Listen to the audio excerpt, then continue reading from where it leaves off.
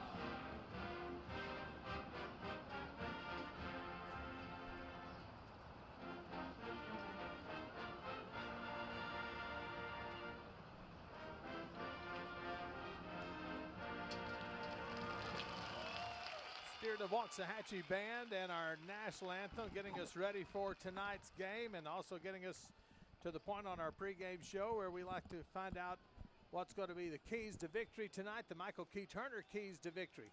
Always brought to you by JMC&C. If you're looking for someone to do dirt work for you, dozer work, small ponds, 100-acre lakes, they'll clear a lot. Contact our friends at JMC&C. Check them out online. What you got for us tonight, Coach? I'm going to tell you, pressure and contain senior quarterback Dante Ware is the key for the Indian defense, along with getting off of the field after third down, making short work of this offense for the Jags.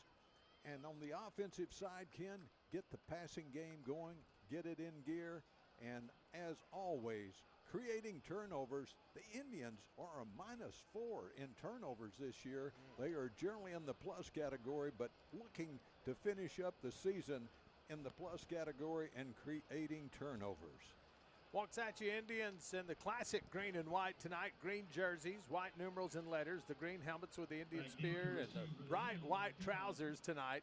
The visiting Horned Jaguars are in white with red numerals and letters, black sleeves on those jerseys, and the black helmets with the Jaguar insignia on the side. And teeing the football up for the Jaguars will be Norjan Gonzalez. He's a junior who will handle the kicking and punting. Place kicking tonight. Punter is Kai Furch, and their long snapper is Cameron Williams, but it is Gonzalez who has it teed up, and we're got the opening kickoff brought to you by HLHR Metal Recycling. In that toddling community of Starrett, Texas, you're not just a customer, you're part of the family. Touchback as the ball goes through the back of the end zone over the head of Jordan Smith, and the Indians will start 1st and 10 and bring the ball out to the 25. Partner, it is 80 degrees tonight at kickoff, 37% humidity, the wind out of the northeast gusting to 2 miles per hour, and the UV index, just like you like it, 0 on this beautiful night. Yeah, homecoming on the reservation. Don't believe you can have a UV when the sun's not up, so it is nice to be getting started, and with that low humidity, it'll cool off sufficiently tonight. Feel really nice for this homecoming crowd.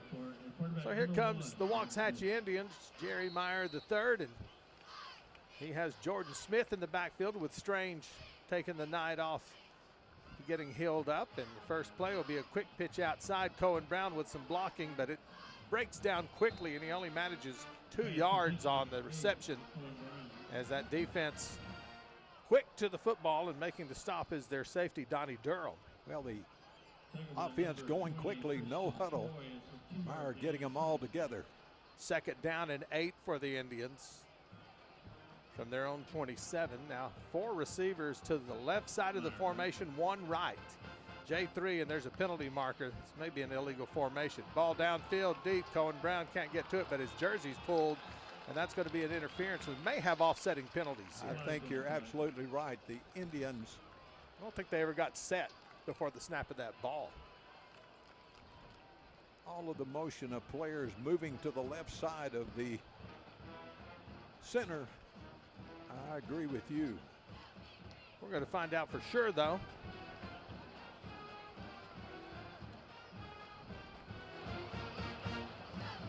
There are 2 penalties on 2 fouls on the play.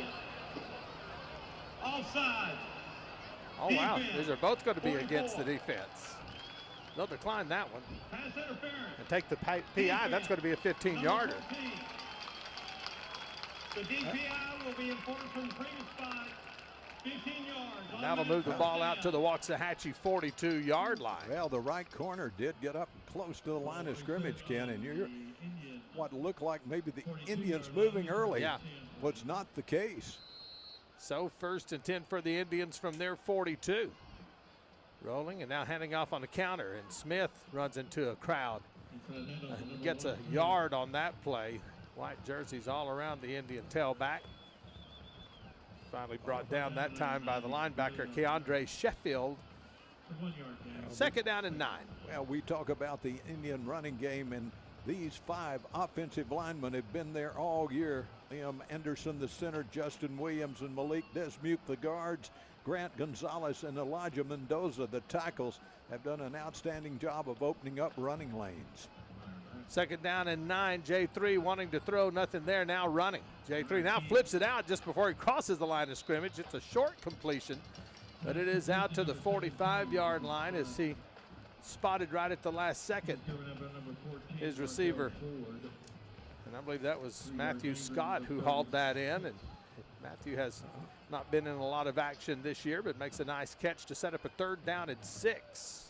Well, the free safety Malachi Youngblood for this Mesquite Horn team leads the defense in tackles with 10 a game and has picked off 3 passes. So Myers looking to make sure that he throws opposite of where Youngblood is located. 3rd and 6. J3 slant route. Catch made.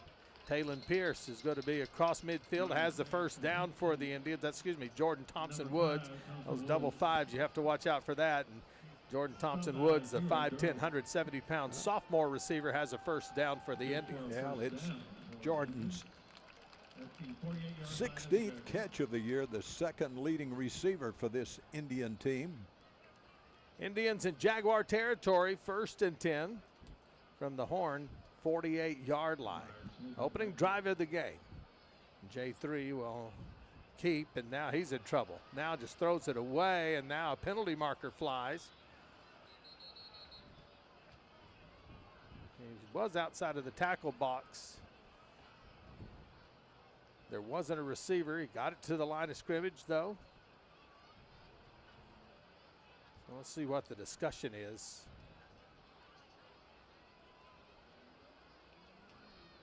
That looked a little bit like a busted play on 1st down. Well, the picture was quite evident, partner, with Meyer looking to the right side and no receivers that way, everyone on the left side. But we've got... we may have a rough in the quarterback because the man who took J3 down, cornerback Markel Ford, is not happy. And is he exiting the game? He's not. He's gone over to talk to one of his coaches. If that is the call, it of course will be 15 yards and a 1st down for the Indians. Head referee went all the way over to talk with Coach Hughes and the Mesquite Horn coaching staff about this call.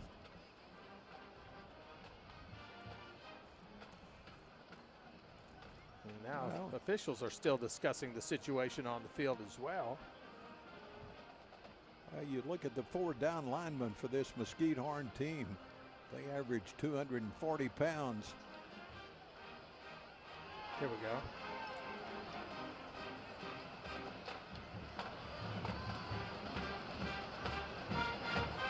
There are 2 fouls on the play. Holding. 65 of the offense. That penalty is declined. Intentional grounding. Wow, well, this turned out about as bad as you could want it to for the Indians. That was intentional grounding. I actually thought he'd gotten outside of the tackle box. And if that hadn't happened, the holding would have got him. The difference is loss of down, so it's going to be 2nd down and 20 for the Indians. Ball moved back to their 40-yard line. There wasn't a receiver in the area, but I did think he had rolled out far enough. The officials didn't feel like that was the case. Nope. So second and a bunch for the Indians. J3 hands it off. Smith now flips it back, and it's bobbled, and now there's trouble. Trying to turn the corner, Braylon Davis. Now he does turn the corner, 45. Oh boy, does he get hard from behind, hit hard from behind, and there are flags flying all over the place. Boy, did Braylon Davis get tagged at the 46-yard line, and another flag comes out. Well, I think that other flag that's coming out is for some conversation from one of the Horn players. Good gracious, what a shaky start in this opening drive. I tell you. That's been a long time since I've seen that much yellow laundry on the field. And I'm just going to say, Ken, if the man with the white cap had another flag, he would have thrown it. He was reaching for his other pocket, but no yellow hanky there. Looked like it was synchronized flag throwing there with everybody following one right after the other. I think a little bit of extra talk after that one's over with, but we'll see what the call is. My goodness. 2 fouls on the play. Holding. Number 8. That penalty will be enforced by the foul. 10 yards. After the play. Unsportsmanlike conduct. Number 8. Oh my gosh. Indians are going to be so far back now. They're going to mark off the holding penalty and then mark off the 15 yards on the unsportsmanlike. And Waxahachie is going to be farther back than where they started this drive. They placed the ball down at the 20-yard line. Well, I don't know. We got anybody in this press box that can count that far to tell us what we need to get a first? Well, we've got to get to about 42. 42 yards. Second and 42. Well, I don't know that I've ever seen that in a game I've personally been calling. Well, I'm going to tell you what. Regger Springs is the next stop. They're going to be over at the QT if they go back any further. Second down and 42. Quick pass out. Hook and lateral pitch. Smith is going to get tackled, though, at the 26-yard line as Horn stayed in their lanes. And after the catch by Thompson Woods, he pitches it to Smith, who is then immediately knocked down by Donnie Durham, the senior safety, and it'll be third down and 36 for the Indians. Well, I tell you, that play had a little bit of promise, but good reaction from the secondary, from the Mesquite Horn Jags, and that has been the strength of this football team, has been the secondary play. Yeah, Durham's really an active player, and he and Javaris Williams, the two safeties, they get in the action on third and a bunch. Deep ball downfield and overthrown. Oh, that's got to be an early. Little pop on Jordan Thompson Woods, but he doesn't go down, and there's no flag. And it'll be 4th and 36, and the Indian punt unit comes out onto the field. If the pass had been in the field of play, I think that could have very well been called pass interference. Or if Jordan Thompson Woods would have just fallen to the ground, might have got a little out of bounds call on that one too, but he kept his feet. So Waxahachie ready to kick it away. Ethan Guillen to punt. Well, Guillen averaging 42 yards this year. Malachi Youngblood back to return for the Jaguars. End over end kick. Youngblood chased back to the 35. Indians have him surrounded and take him down around the 37. And there's a late flag that flies in. May have been a face mask on. Well, that's what I saw early on. And that'll put 15 yards. Let's take a quick break for a station identification. Indian football on KBEC.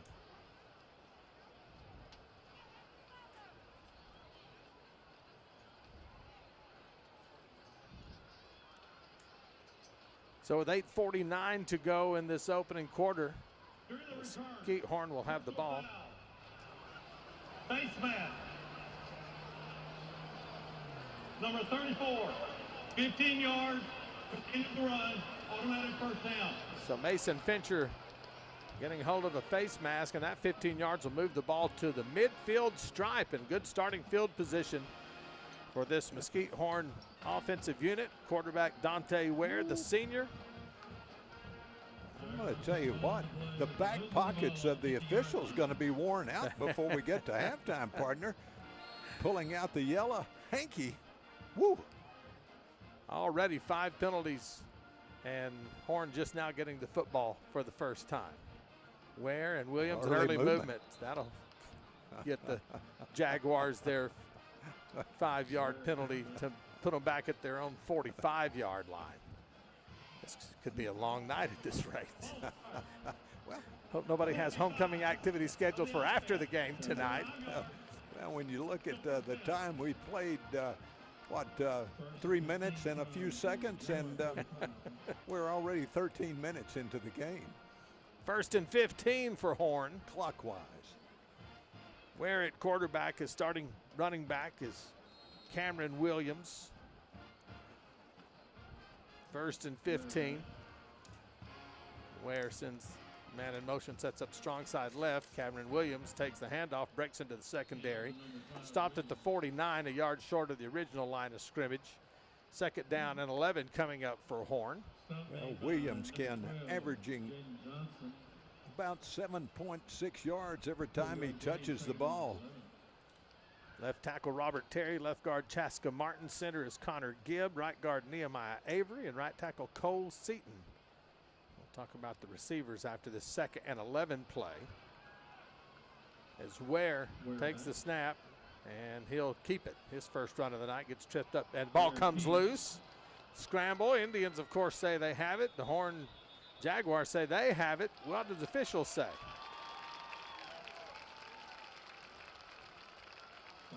No, nothing yet. And it looks like it's going to be Waxahachie football. The Horn Jaguars quarterback turns it over. Hit hard as he crossed the 50. And the Indians will take the first turnover. You talked about them being in minus territory. That'll help get them closer to will, plus side. You need the turnovers and extra possessions, and the Indians have done that on this first possession by the Jags. 8:10 to play in the opening quarter. No score. Waxahachie with the football after the turnover. 1st and 10 from their own 46-yard line. See if we can clean things up a little bit on this second drive. Don't want to see any more of those 3rd and 46 yards, 3rd and 36, 2nd and 46. Well, it was a long way. It sure was. J3 has 2 receivers left, 1 right. Man in motion, Cohen Brown takes a forward pitch, gets a block, gets a good one, turns a corner, 45-40, and Cohen steps out of bounds right around the 35-yard line. Indians, nice play on 1st down. What a great block on the outside. Well, good blocking, as you said, downfield. I believe that was Jordan Thompson-Woods. That's just what I was going to say. Wearing number 5. Open that play up. The Indians are at the Horn 35-yard line. So we hit 8:02 to play.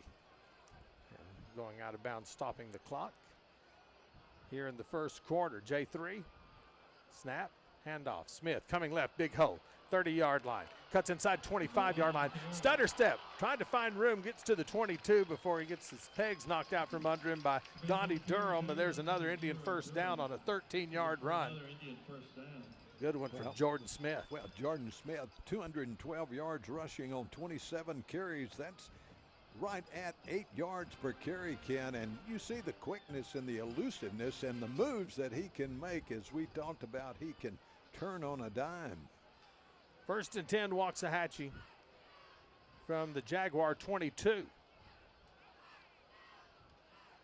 J3 wants to throw, and he wants it all. And got a man wide open, and it's a touchdown. Jordan Thompson-Woods got behind the cornerback, and it was an easy pitch and catch for Waxahachie to take the early lead 6-0.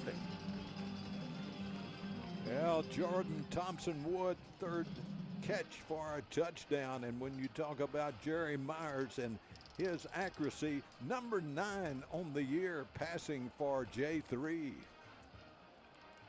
On to attempt the extra point, Ethan Guillen. Try to make it a 7-0 Indian lead early on. And Hold is good. The kick is good, and Waxahachie leads it 7-0 with 7:23 to play in the opening quarter, and more Indian football after this.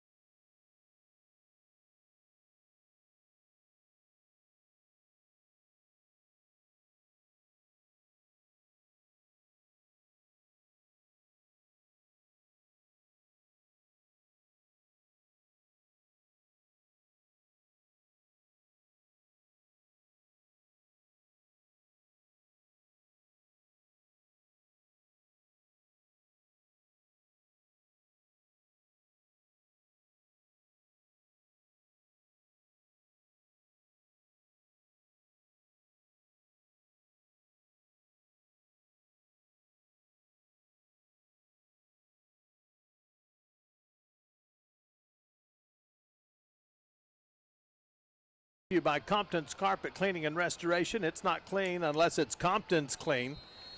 And that, of course, turnover set it up. 3 plays, 54 yards, 47 seconds. 22-yard touchdown pass, J3 to Jordan Thompson-Woods.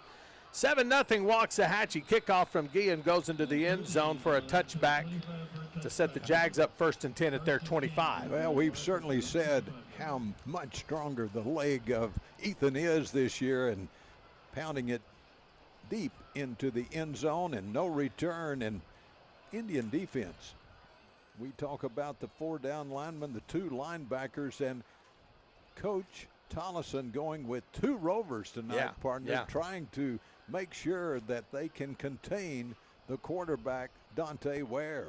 Anthony Newton and Hector Calderon and Jaden Johnson will be playing at the safety position for the Indians with Snell and Piper out. 1st and 10 for the Jags from their own 25, going left to right, and Ware will hand it off, and the Indians are able to get down low and make a nice tackle on Cameron Williams after a 1-yard gain. 2nd and 9. Tollison in on the tackle for the Indians. Well, I tell you what, when you talk about that defensive front, 4 down linemen, 2 linebackers, and a mix-up sometimes with the 5 defensive backs, but good play up front. You talk about Pierce and Snell, the 2 defensive tackles holding up the middle. 2nd down and 9.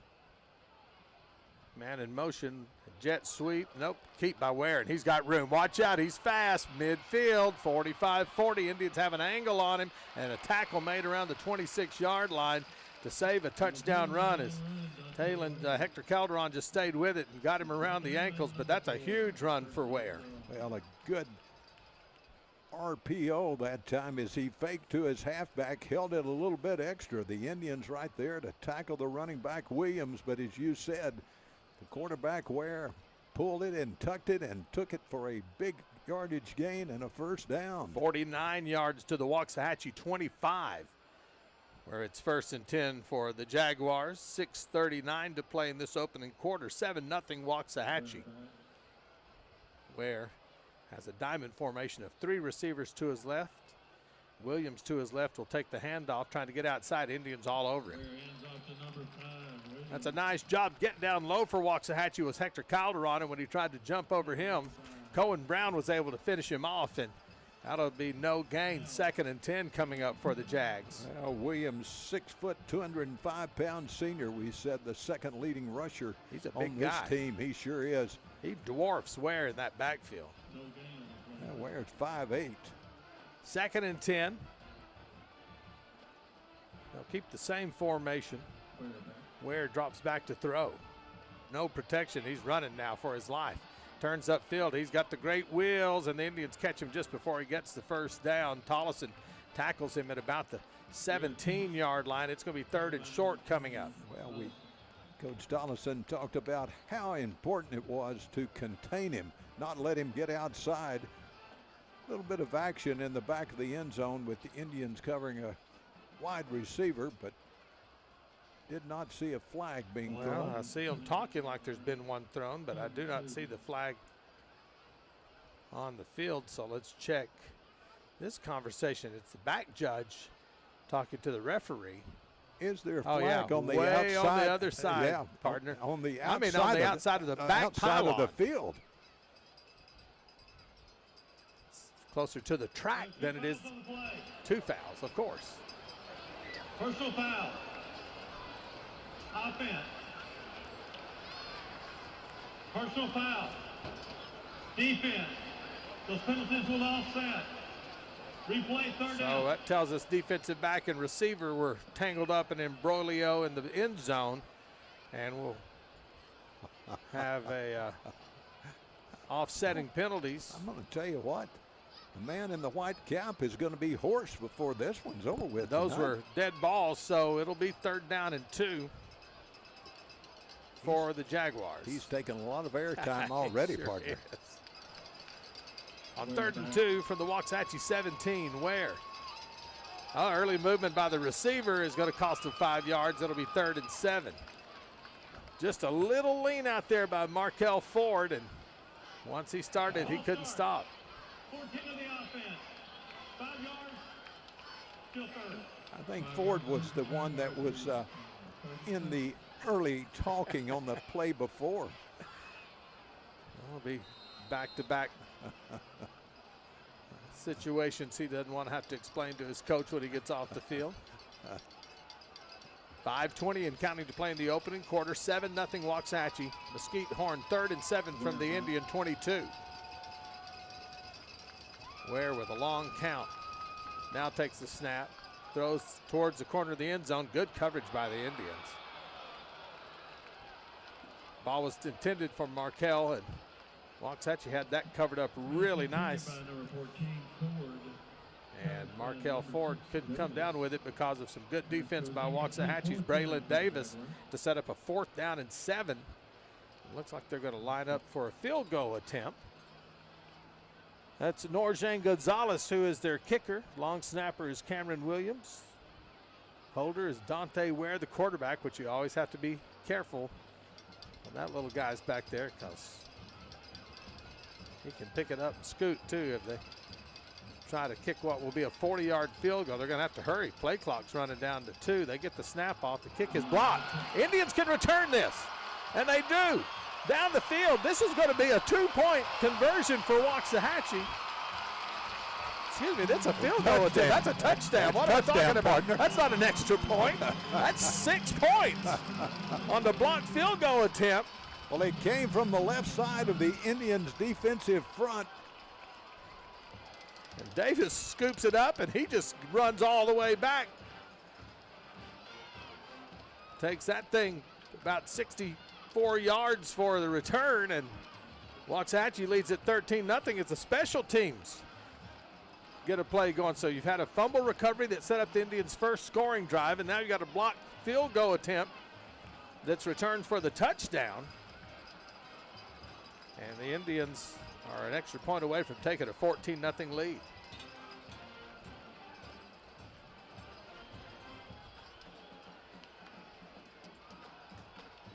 Just trying to remember, was that the Forney game they blocked the extra Yes, point it was. return, wasn't it? It was.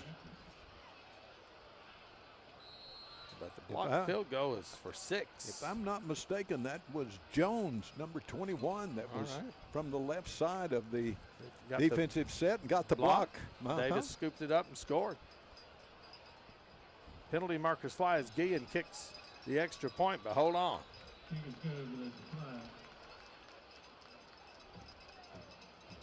So let's see what Offsides against the the Indians will take the points, I'm sure. 7 points makes it 14-0 Waxahachie, and more Indian football coming up after this.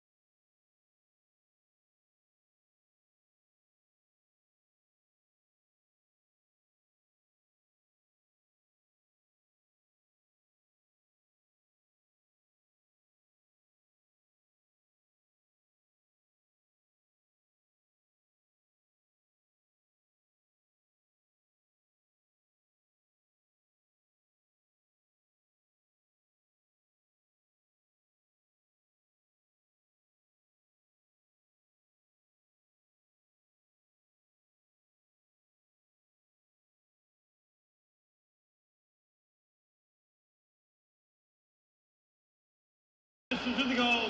First down.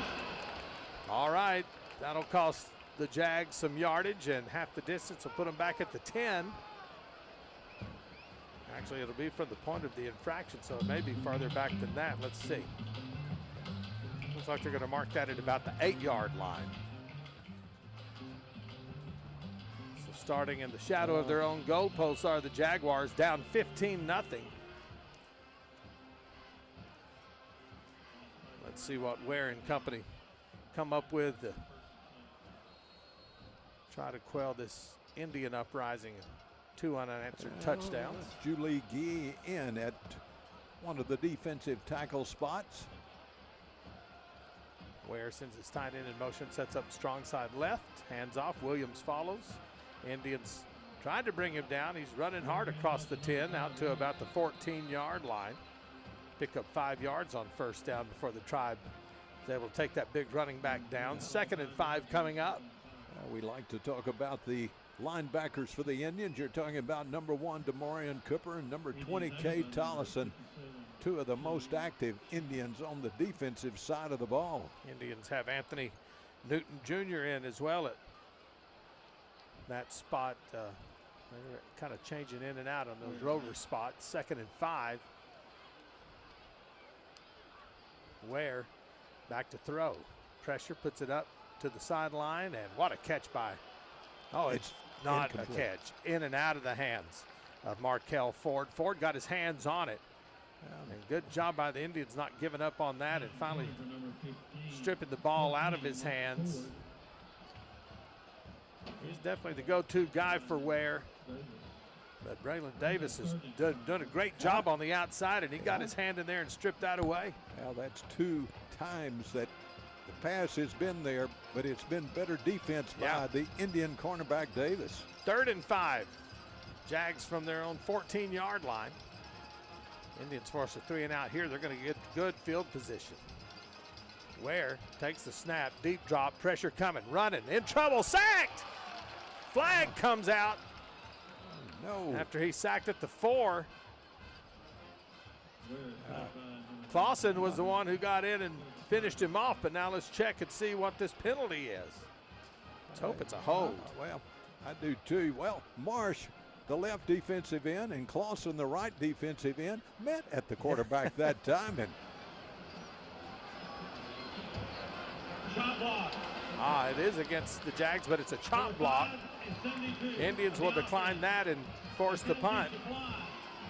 Results of the play, 4th down. With the 4th down and 13 coming up for Horn, and 3:53 to play in this opening quarter.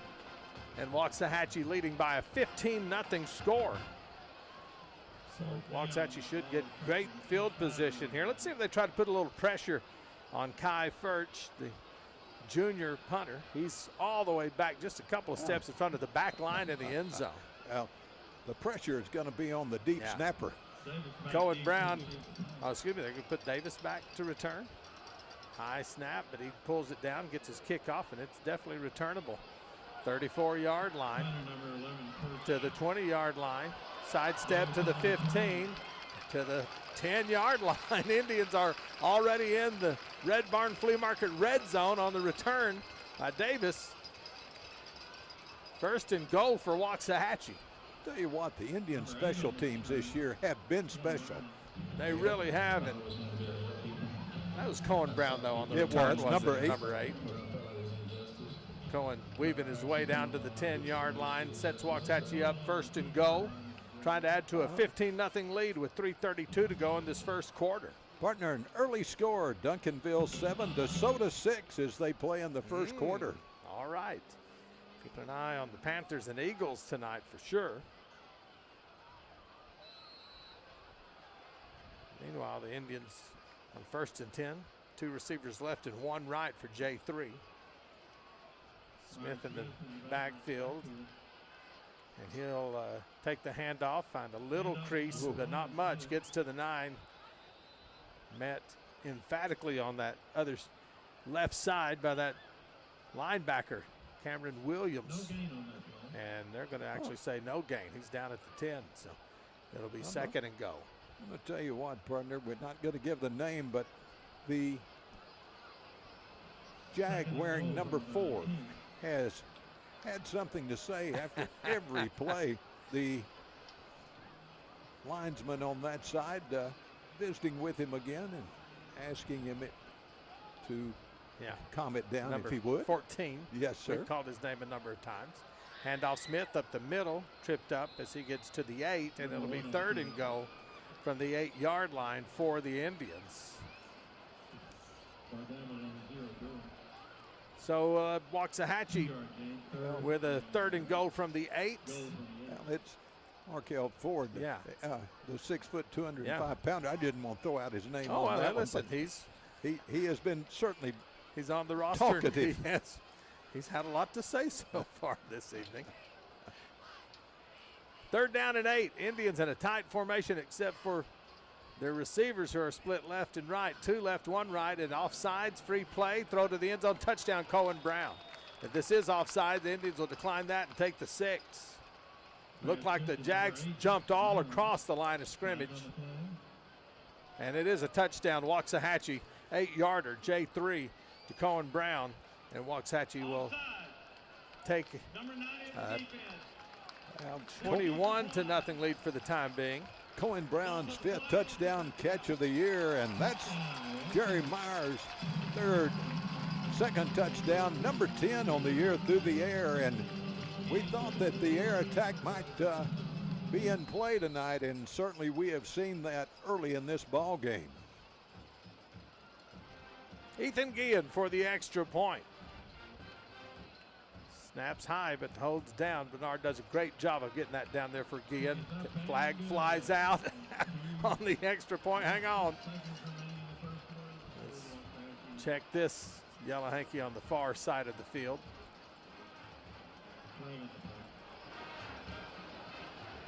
And this has been quite the first quarter for penalties. Illegal formation on the kicking team. 5 yards. Replay the down.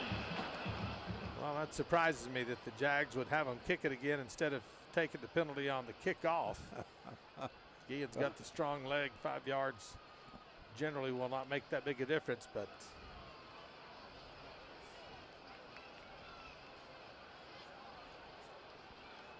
so far in this opening quarter, Coach, we've had 9 penalties. That doesn't count the ones, those are accepted penalties, not the ones that have been declined, or it'd be in double digits pretty easy. I'm going to tell you what, as I said earlier, I don't know whether the flags are going to last longer than the back pockets of the officials, but they have certainly been pulling them out and throwing them early on every play. Guillen for a 25-yard extra point effort. Again, strong leg, that's no problem. 22-0, Waxahachie leads with 2:06 to go in the opening quarter, and more Indian football after this.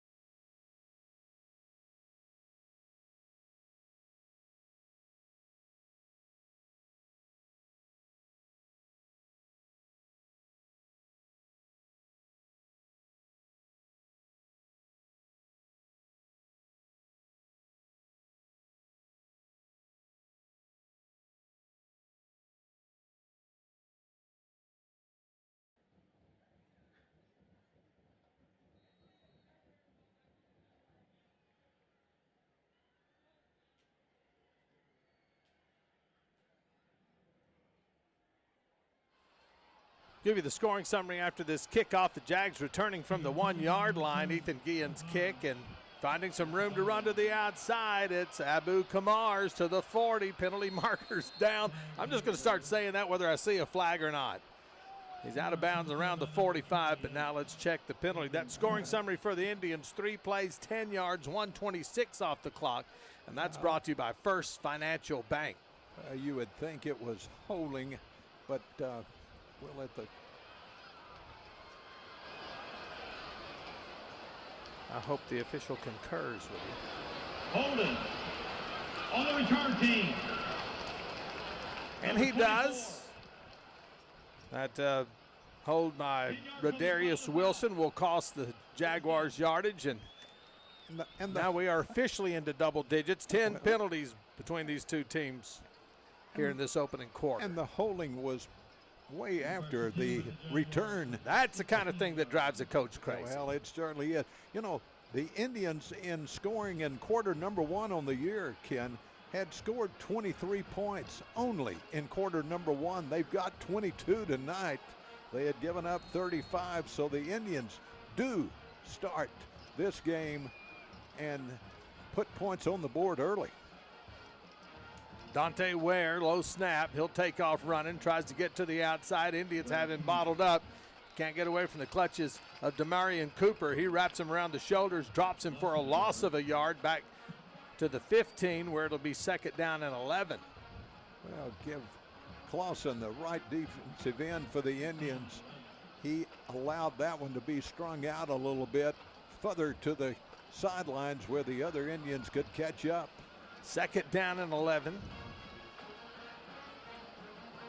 Ware hands off Williams. Big hole up the middle. Williams storms across the 20, then lowers his shoulder to the 24-yard line, just 2 yards short of the first down. That big guy got up ahead of steam that time. Well, he sure did. He got good blocking from his center and right guard, too. Third down and 2 needed for a first for Horn. Ware looks to the sideline. Now Clausen got injured. a cramp, maybe? I don't know if it's a cramp or it's an ankle, Ken. Injury timeout gives us a chance to tell you that tonight's game is brought to you in part by Crime Stoppers of Ellis County, Tow Pro Wrecker Service, Red Phoenix Roofing, and Featherston Auto Repair, Oma's Jiffy Burger, Robert Hansa CPA, and Walton's Total Car Care.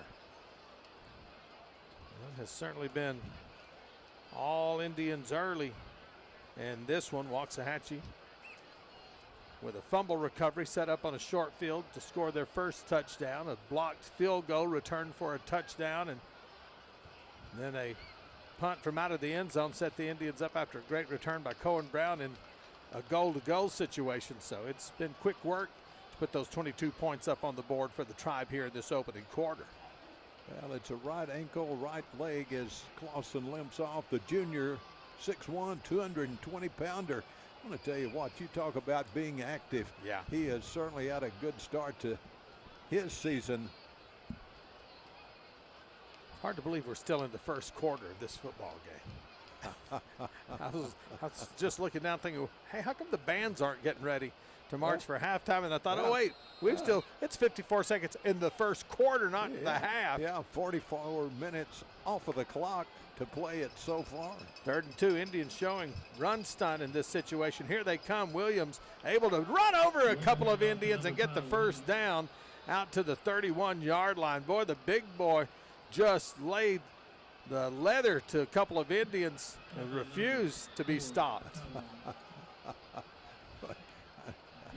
tell you what, is there anything more than leather that he laid? I'm going to tell you what, 2 bruising runovers. Somebody's got a Rydell imprint on their jersey. 1st and 10 from their 31. Jags and Williams on the run again. This time Indians are able to get low. Tolley finishes them off. First hit was made by Calderon. Hector Calderon, and it's still a 5-yard pickup. I tell you what, Calderon went low and Caden Tollison went high, but I tell you what, Williams is running at the end of this quarter like he means business. First quarter is over, 22-0 Waxahachie at the end of one. More Indian football after this.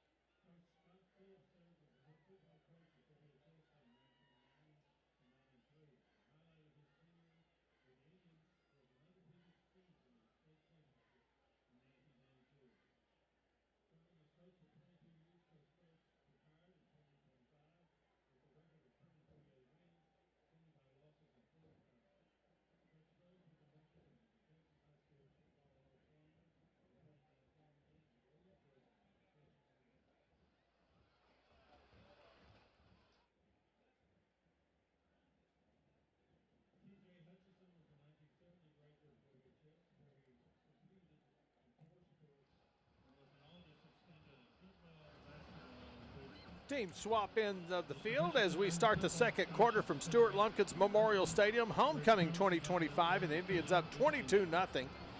Jaguars with a 2nd down and 5 coming up from their own 36-yard line, and we have a timeout called by the Indians. No, they are putting up the Hall of Famers that are being Okay. announced on the 20-yard line, Ken. They're not ready to. T.J. Hutchinson, one of the outstanding all-around athletes. Very nice. They'll have some Hall of Fame activities, we're thinking, tomorrow at some point. Congratulations to all those Hall of Famers, and they do that in a lot of different areas. Waxahachie High School Student Association does a wonderful job on that, and if you're an alumni and you're not a member, very great job to get all those people recognized. Yes. And you can go to the website and you can join for a very reasonable price. Absolutely. Well, what a special night for those honorees. Congratulations to all. All right, so now that they have recognized those folks, we'll get back to play. 2nd down, 5. Jags from their own 36-yard line. And keeper Ware all the way. Caught around the ankle and brought down short of the 40. Good job by Talon Pierce to get hold of the shoelaces and hang on and set up a 3rd down. About 3 yards going to be needed for a first. There is a flag. Oh, well, forget all that. 5-yard penalty against the Jags for being an illegal formation. Well, you didn't expect to get a play without a flag, did you? Right tackle was, I should know better, right tackle was uncovered, and that'll move the Jags back to 2nd down and 11. The ball will be marked back just past where they originally started this particular series of downs, around the 31-yard line. Well, it's a 5-yard penalty. Of course, it'd just be 2nd and 10. Ware and Williams in the backfield. Indians with a lot of shifting defensively. Handoff Williams left side. The bruiser across the 35 out to the 37. It'll be 3rd down and 5 yards needed for a first for Mesquite Horn. 11:20 and counting to play in this first half with the Indians up 22-0. 6-yard gain brings up 3rd and 4. Jags got to the midfield stripe in the first quarter and then crossed, but fumble. The Indians recovered. Haven't had a serious threat tonight. Quick pass too high. Trying to swing that underneath the coverage to tight end C.J. Jones, and even at 6'3", 225 pounds, that ball was too tall for him. And it's 4th down and 4 for the Jags. Well, Dante Ware, the quarterback, saw the big number 10, Cedric Marsh, coming in, and when you talk about arm height reach, he's got a good reach, and that wingspan on that 6'4", 235-pound player is pretty extensive. It is, and he had to throw it over Marsh, and that was nowhere close to the receiver. Corn Brown back to return for the Indians. Punter Kai Furch. And there's a penalty marker as the time expires. And that'll be a delay of game that'll cost the Jaguars 5 yards. 4th and 9. Still 4th down. That was an interesting little shift that the Jags did right before that play clock ran out, moving everybody over to the right side of the center. All of that was just window dressing, though. Took too much time. You get fancy like that, it takes a little time. Well, I started to say you got to start a little earlier. There they're doing it again, partner. They sure are. First to punt. Around the receiver. And here come the Indians. They set up a fake and the catch, but it's short of the 1st down. Sniffing that play out for Waxahachie was Jaden Johnson, and he rolled right over and tackled the receiver as soon as he made the catch, and the Indians stopped the fake punt and will be set up inside of the 40-yard line of the Jaguars. Well, 5'9", 175-pound DB, the sophomore. You said it right, Ken. He read it all the way and was able to bring down the receiver just short of the first down. 1st and 10, Indians from the Jaguar 39, with the Tribe up 22-0. J3 and company going left to right in this second quarter. Jerry will send 2 receivers left and 1 right. Smith to his left in the backfield. And in motion. Now starts back the other way. Fake the pitch and then the handoff and deep, and there's Cohen Brown all alone. And he drops the ball in the end zone. He was 8 yards behind the defensive back who bid on the play action. And Cohen, that's just something you don't expect to see. Right on the money, and he dropped it. Well, I'll tell you what, the first thing he's doing when he goes to the huddle, apologizing to his quarterback right there. Well, first he's apologizing to Coach Shane Tollison, who gives him a pat on the butt and says, get on out there, Cohen. Yeah. Everybody can have a drop. Absolutely. Wow, that dropped right into the bucket. Oh, my. He was so far behind the defensive back. 2nd and 10 from the Jag 39. Handoff Smith dancing to the outside. And actually, that was Talon Strange getting the carry. We were told he wouldn't see action tonight, but with those pink gloves on, he gets his first carry of the night, picks up 3 yards, 3rd and 7. Well, you can see kind of still limping as he goes back to the huddle, but Coach Tollison rested him for a first quarter, partner. Quarter in almost 2 minutes. That's right. He said, all right, we're going to get you in the game. Talon said, hey, I want in on some of this action. 3 receivers right, 1 left on 3rd down and 7 for the Indians. 10 minutes to play in the first half. 22-0 as J3 drops deep.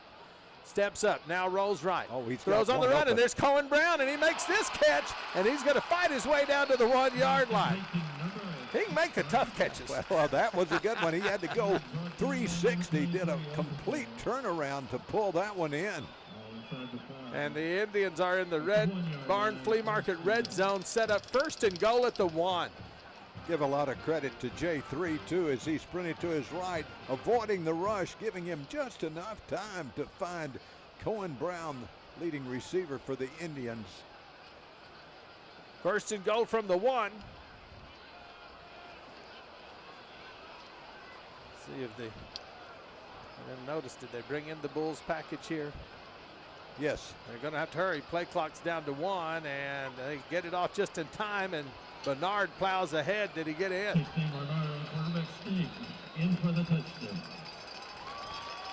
I haven't seen the signal yet. There it is. I think Ron Simpson was getting a little ahead of himself there. I think so. It finally went up. Touchdown Indians, 1 yard out. Well, Nolan Bernard. He's on that end of the press box, partner.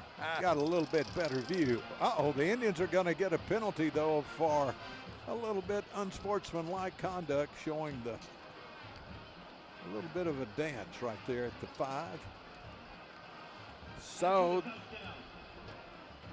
unsportsmanlike conduct. Number 16 of the offense. That's his first unsportsmanlike of the game. well, Nolan was celebrating his touchdown, doggone it. And I guess the Jags, well, let's see if they elect to enforce that on the extra point attempt or on the kickoff. That's what they're discussing with Coach Hughes right now.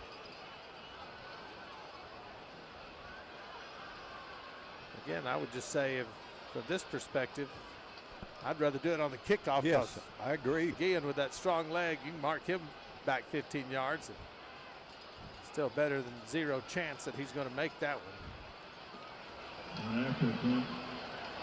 The unsportsmanlike conduct will be enforced on the succeeding kickoff. All right, just what we thought they might do. So Guillen and the aforementioned Nolan Bernard holding. Trying to tack on the extra point for the Indians. Snap, hold, and kick. puts it up 29-0. Waxahachie with 9:21 to play in the second quarter. More Indian football after this.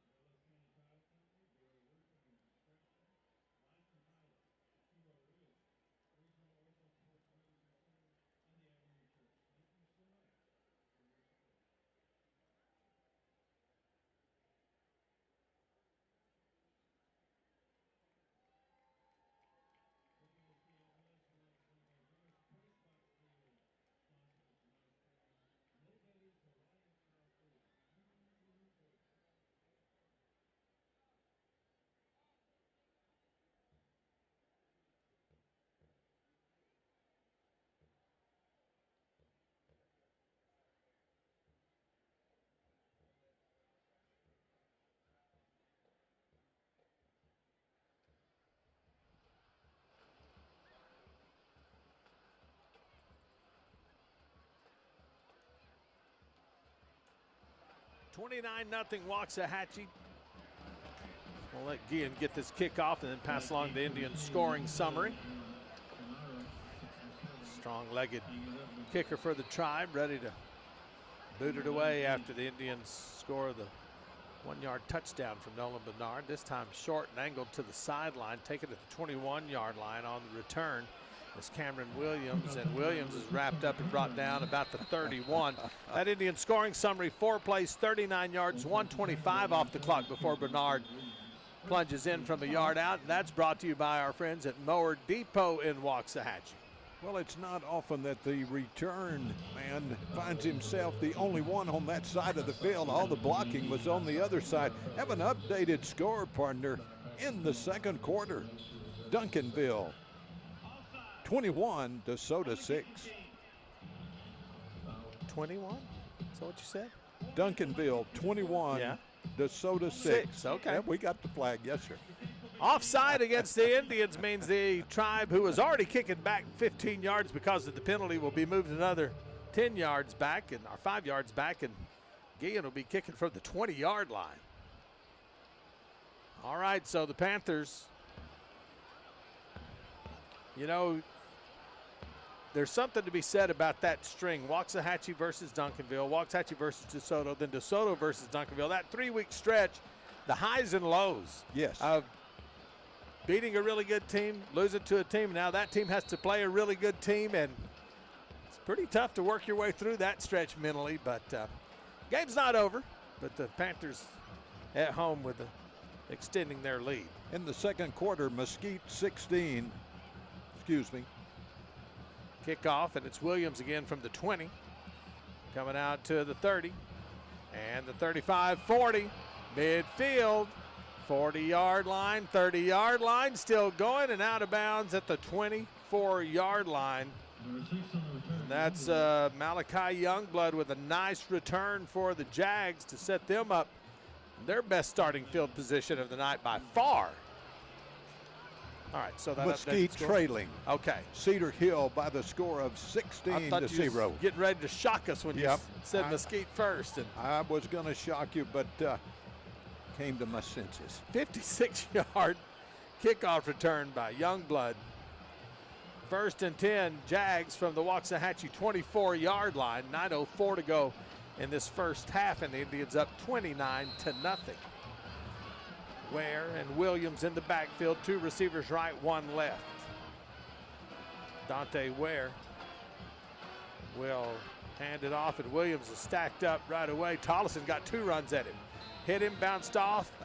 A little stop from his teammates. He jumps on him again, and they take him down after a gain of a yard. Well, the 4 down linemen for the Indians doing a good job of holding up that offensive line, giving the linebackers an opportunity to shoot the gap.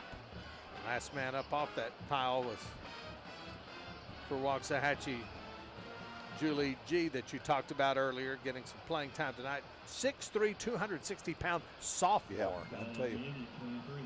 2nd down and 9. Indians showing stunt. Ware wants to throw. slant route, has a man open and throws it short. That's 6 if he lays it on him, because he had Kai Furch running the post route, and he'd gotten the inside position, but he threw that so short it almost got picked off by Davis. Well, he made a diving attempt at it. 3rd down and 9. About 8 yards short. I'm telling you. Doesn't even do it justice to say he short-armed that pass. 5 receivers set on 3rd down and 9 from the Indian 24. Wearing an empty backfield. And now it looks like the Indians are going to take a quick timeout, as there was some confusion on how they were supposed to line up out there. Again, some guys getting the extended playing time they normally wouldn't, with 2 starting safeties out of the game, and Corey Pittman is having a little trouble figuring out who he's supposed to be covering that time. Anthony Newton Jr., one of the Indian defensive backs, out on the right side, and since it was close to the Indian bench, Coach Dollison saw that quickly and so we'll tell you, tonight's game is brought to you in part by Bluebonnet Barbecue, Waxahachie Ford and Jimmy's Restaurant in Abilene, Ellis County Pest Services, and H&H Insurance. Waxahachie on homecoming night at Stuart Lumpkins with a big lead, 29-0, and 8:19 to go in the 2nd quarter. I'm going to tell you, a big Indian crowd has arrived at the They were a little late Lumpkin getting here, Stadium. They are here in force. 3rd down and 9 after the Indian timeout. Same formation for the Jags. Ware drops back. Indian pressure. Throws a little slip screen inside, but Waxahachie had it surrounded. Now trying to break to the outside. Oh, what a nice open field tackle. Hector Calderon was able to get over there and swipe the pegs out from under Abu Kamara when it looked like he's ready to turn the corner, and that's a loss of 3 yards. It'll be 4th and 13. Ken, Hector Calderon has got a couple of big dashes for defensive player of the game so far. I guarantee you, just as much as anybody in this game so far for the Indians. That's his 3rd tackle for loss in this first half. 4th and 14, but the offense will stay on the field from the Waxahachie 28. Ware, 3 receivers left. Back to throw. Looking left, throwing left, and has a man on the slant route, 1st down. Put that one on the money. Woo. And that's a good job of holding on to the ball by Markel Ford, because he paid the price. Number 12. 4th down, they convert, and they are in the Red Barn Flea Market red zone to the Indian 11. Another post route. Jaden Johnson Makes a big hit, but after Ford had the 1st down. 1st and 10 from the 11. So we've moved to the 7-minute mark to play in this 2nd quarter. Ware with a new set of downs will hand it off to Williams. Williams up the middle will break and score. Knocking Indians left and right. Number 5 gets into the end zone for the 1st touchdown of the night for the Jaguars. Tell you what, the Indian that collided head-on with Williams back by the goalpost down on the turf, Ken. Yeah, he is a hard runner, and like we said, he's a big guy. If you didn't hear us talking earlier about Williams, 6 foot 205. He packs a wallop. And he's in for the score with the extra point attempt coming up as soon as they tend to the injured Indian. And that's the same Indian we talked about earlier, Jaden Johnson. Well, he met him about 3 yards deep into the end zone, and it was a pretty good collision. Right back by the goal post out of the back of the end zone is Johnson being tended to. Williams' 5th touchdown on the year via the run, and that time, as you said, running strong, running hard, and running over a couple of Indians to put 6 on the board. Got Jaden up, and he's headed to the sideline under his own power. But holding his head, so it makes you think he may have got his bell rung a bit. going down low to try to make that tackle on that runaway train that is Cameron Williams for the Jaguars. Here's the extra point attempt from Gonzalez. And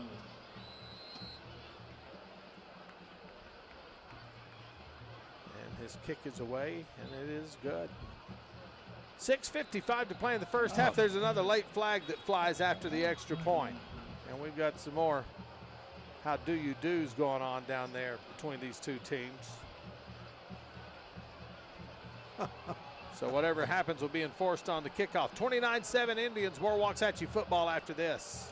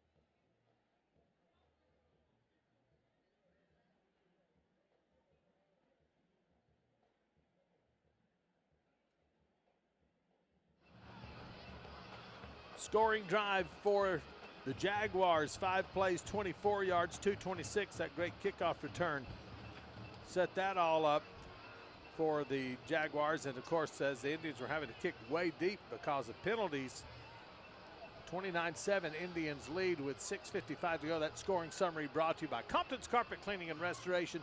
It's not clean unless it's Compton's clean.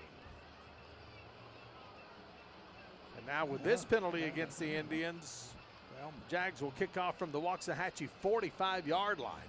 Mesquite Horn stacking up on the right side of the kickoff formation. An extra Jag. Jordan Smith back deep to return. They're going to try an onside kick. Boy, does he get a high bounce, and the Indians will knock it out of bounds. And that's where the now late flag comes out on the sideline. Holy schmolies.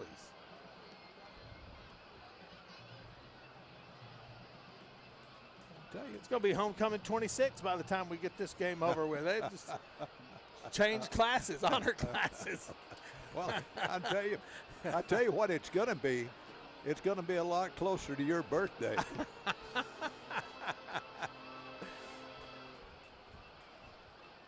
We'll worry about that later. Well, I mean, you're going to the next year. I'm going to the next year. You're just going a week ahead. Yeah. All right, well, let's sort this out. Men in the striped shirts have had a lot of conversations tonight in this first half. I'm telling you what, the man alive. Man in the white cap, he is going to be hoarse before the night is over, if he's not already. Somebody get him a throat lozenge.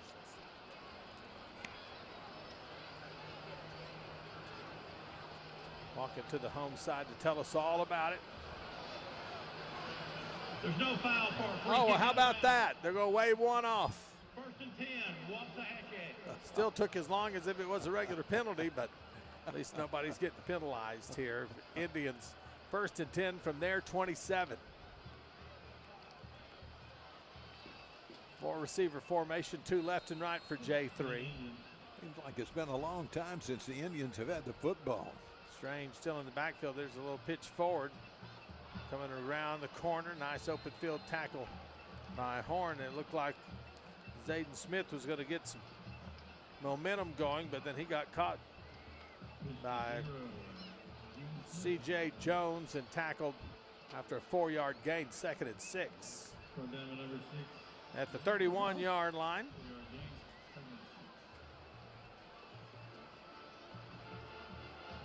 .6:24 and counting to play in the second quarter. 3 receivers on the left side. They'll throw a quick out, and Smith has blockers, and he turns the corner and has a first down. He zips his way out to the 40-yard line. quick feet. I started to say, once he catches the ball, he's almost at full speed after that first step. Jordan Smith moves the sticks for the Tribe.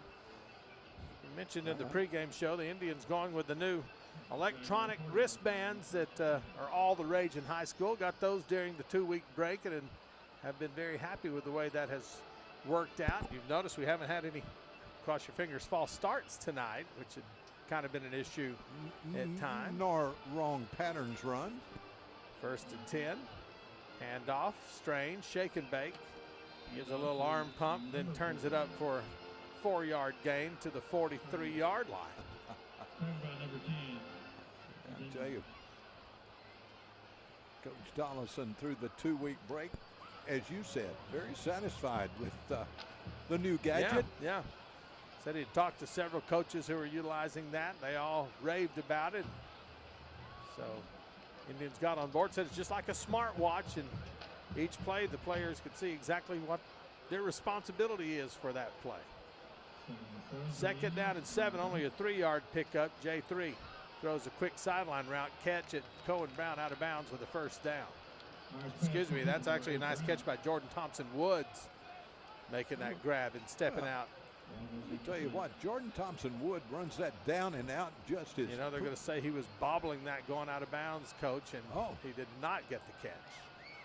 But he still runs that good he down does. and out. I thought he had it, but didn't have possession as he stepped out of bounds. So it's 3rd down and 7. That timing pass, and J3 right on the timing mark. And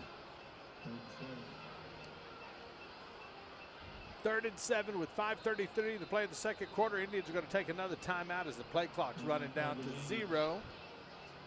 29-7, Waxahachie leads here at homecoming, but 2nd timeout being called by the Tribe, and so I'll leave them with 1 and the 2-minute timeout here a little bit later on.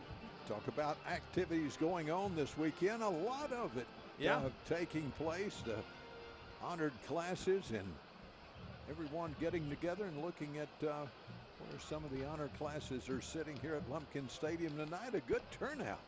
Talking about activities too, we're looking forward to Columbus Day. Got the big RBI Club Mike O'Daniel Doolin Brothers Memorial Golf Tournament taking place at the Brickyard on Monday. Big fundraiser for the RBI Club. Captain Roberts. Team KBEC. Yep, you are the man. A cast of thousands. Well, we always look forward to that every year. We sure do. Partner, it's always a pleasure riding with you on that day. Oh, just being on the golf cart. Yep.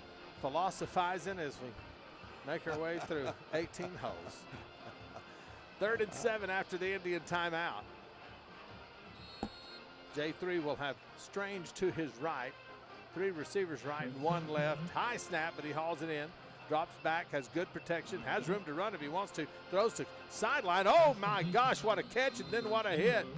But that is going to be a 1st down for the Indians, and there's a late flag that flies in the secondary.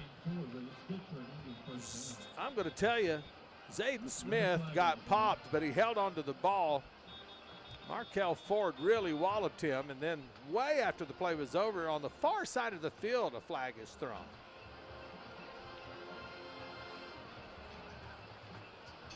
First down for the Indians if this penalty's not against them, but I have to see what the official has to say about that. Waxahachie would be at the Jaguar 49-yard line. Well, again, you said it. Not anywhere close to the play on the other side of the field. It's just unbelievable the number of penalties in this first half. After the play, personal foul. 5 defense. After the play, personal foul. 1 offense. Those penalties will offset. So it's Indians 1st and 10 at the Jaguar 49. The referee speaks at a kind of a big text cadence, doesn't he? He gets in no hurry. Well, you know, he talked a lot faster at the first of the game, partner. I think he just... He would throw in a howdy, folks, when he first starts. I think he's just worn down here right before halftime. He looks at the clock and says, oh, there's still 5:25 before I can take a break. First and 10 Indians from the Jaguar 49-yard line after the offsetting dead ball penalties. 15 penalties. Yikes. Whew. Snap, handoff, Strange. Nope, keep, pitch inside. Room to run. Smith into the 35 and down to the 33-yard line on a nice little misdirection. Fake the handoff to Strange. Jet sweep across to Jordan Smith, and Jordan with that great speed turns the corner, and the Indians going quick with no huddle at the Jaguar 32-yard line. J3 with the snap wants to throw. He wants it all. Going to the end zone, has a man wide open, touchdown.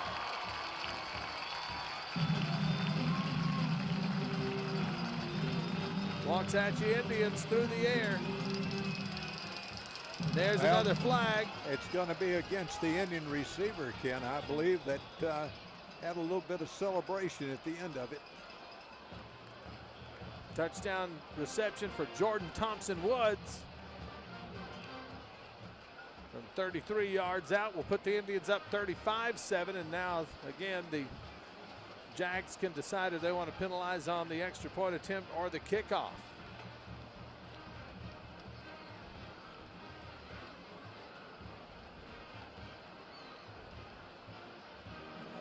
Everyone discussing it, and we're about to have the call.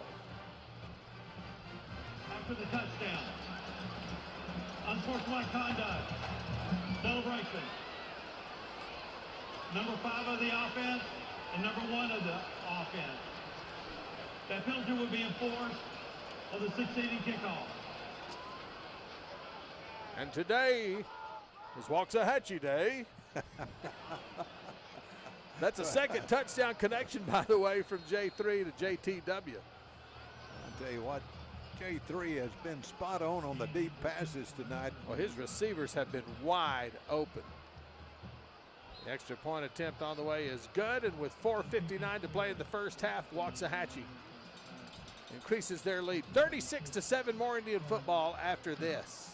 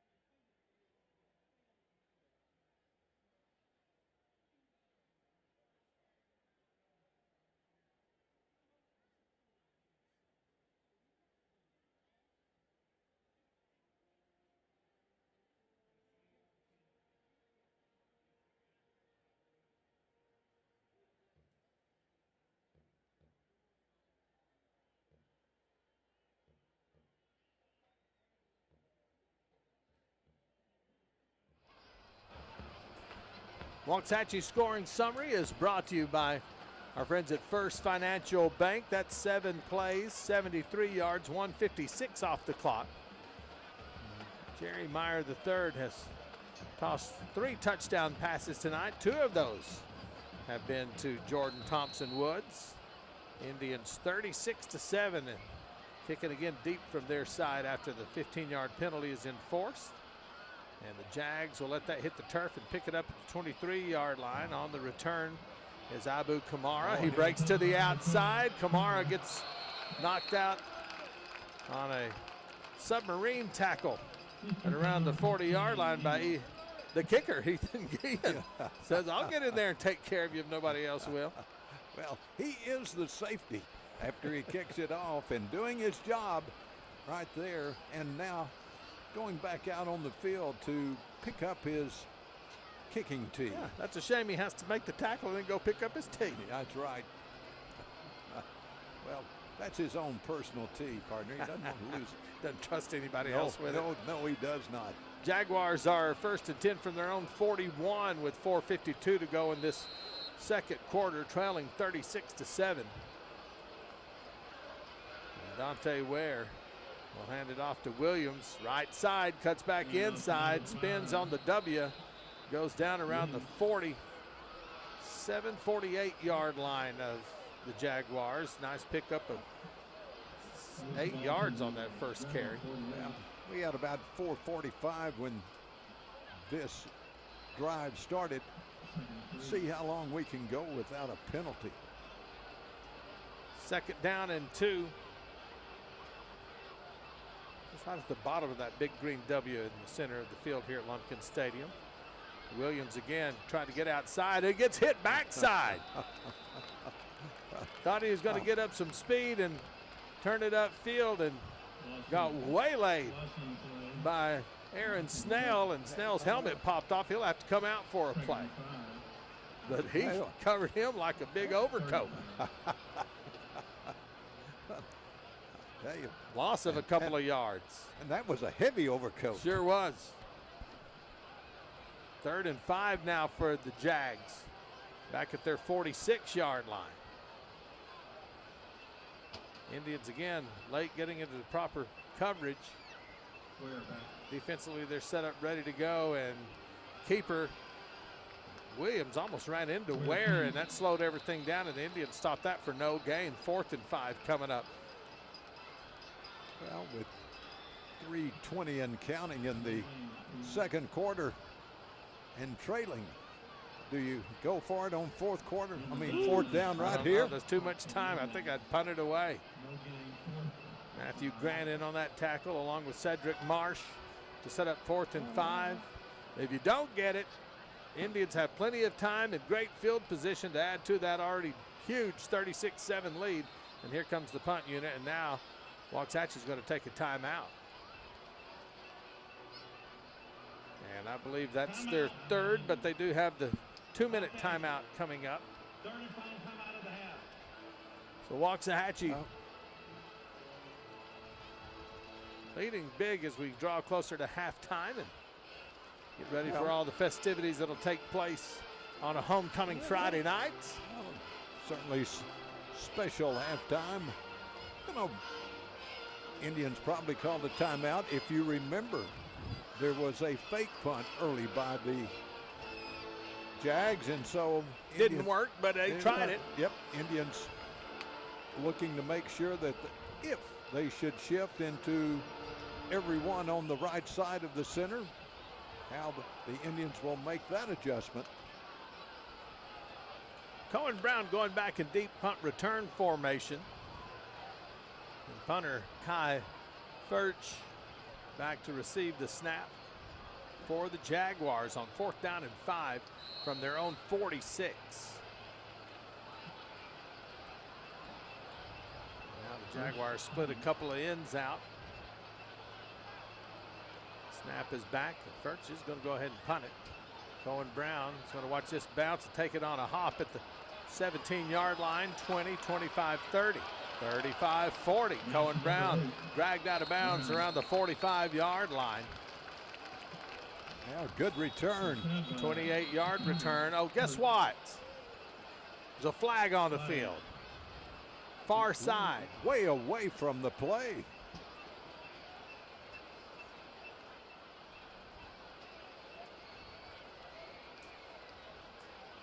We went 5 plays, partner, without a penalty. I don't know what to say. I really don't. 5 plays.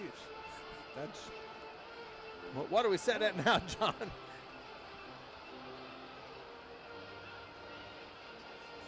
That's 16 accepted penalties. But listen, at this rate, we're going to beat that Forney game last year of 33. The play is on the home. Personal foul. Number 1 of the receiving team. Dang.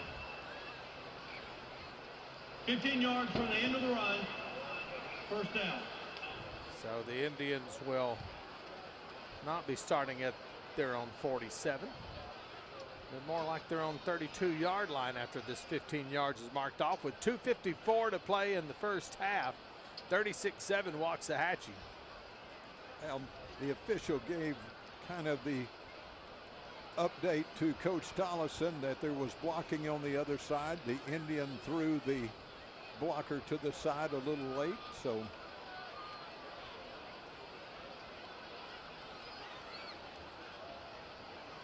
All right, so let's see if the Indians can, plenty of time with 2:54 and the 2-minute timeout to add to this 36-7 score. J3 hands it off. Smith going left. Now cuts back to the middle. Now comes all the way back right. 40-45. He hits midfield, does the little limp leg, and goes down at the 47-yard line of the Jaguars, where he's met by Malachi Youngblood.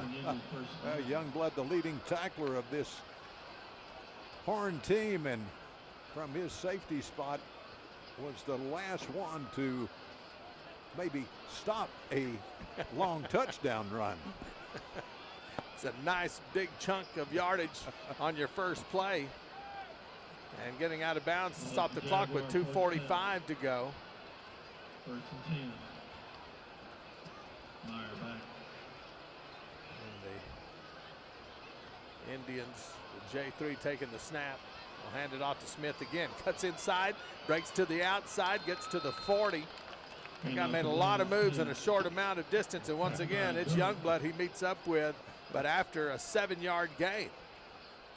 Tell you what, he does have the quick jump step moves.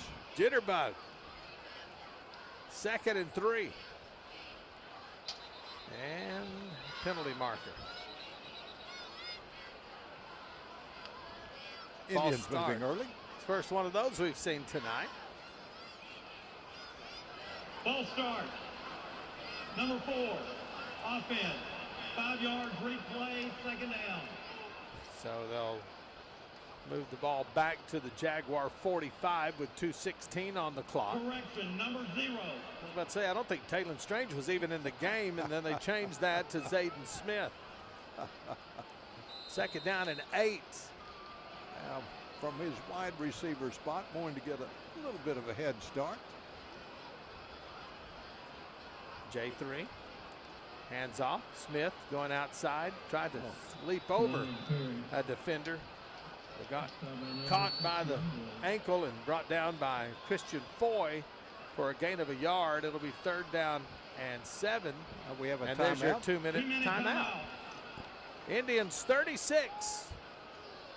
And the Mesquite Horn Jaguars are 7 as we hit the 2-minute timeout. Coming up to halftime, of course, we'll have all the halftime performances going on, and look forward to homecoming festivities as well. See a lot of props for both bands being put into place for the performances tonight. So we'll look forward to that. We'll also have our first half stat summary and scoring summary for you. And tell you what, give John Nilsson a lot of credit again tonight. Well, you know what it is? He's got his new gooseneck light over here. Oh, and so he can pick up all of the what he's like putting down in print. Like a new man.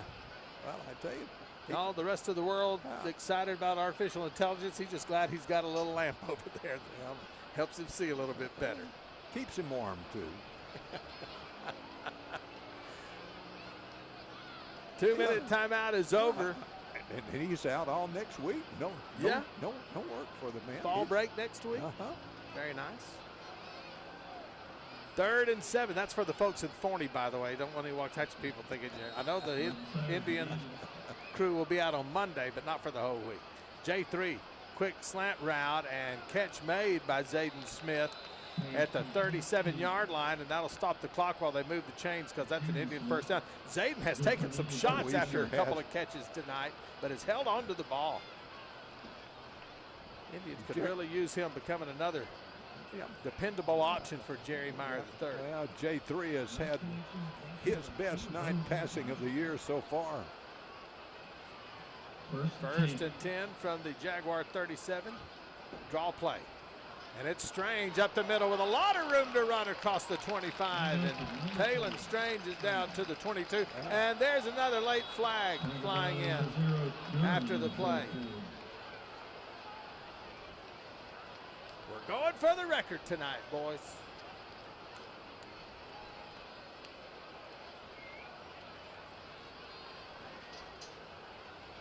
My gosh. You know how many of these have taken place in the secondary after the play is over?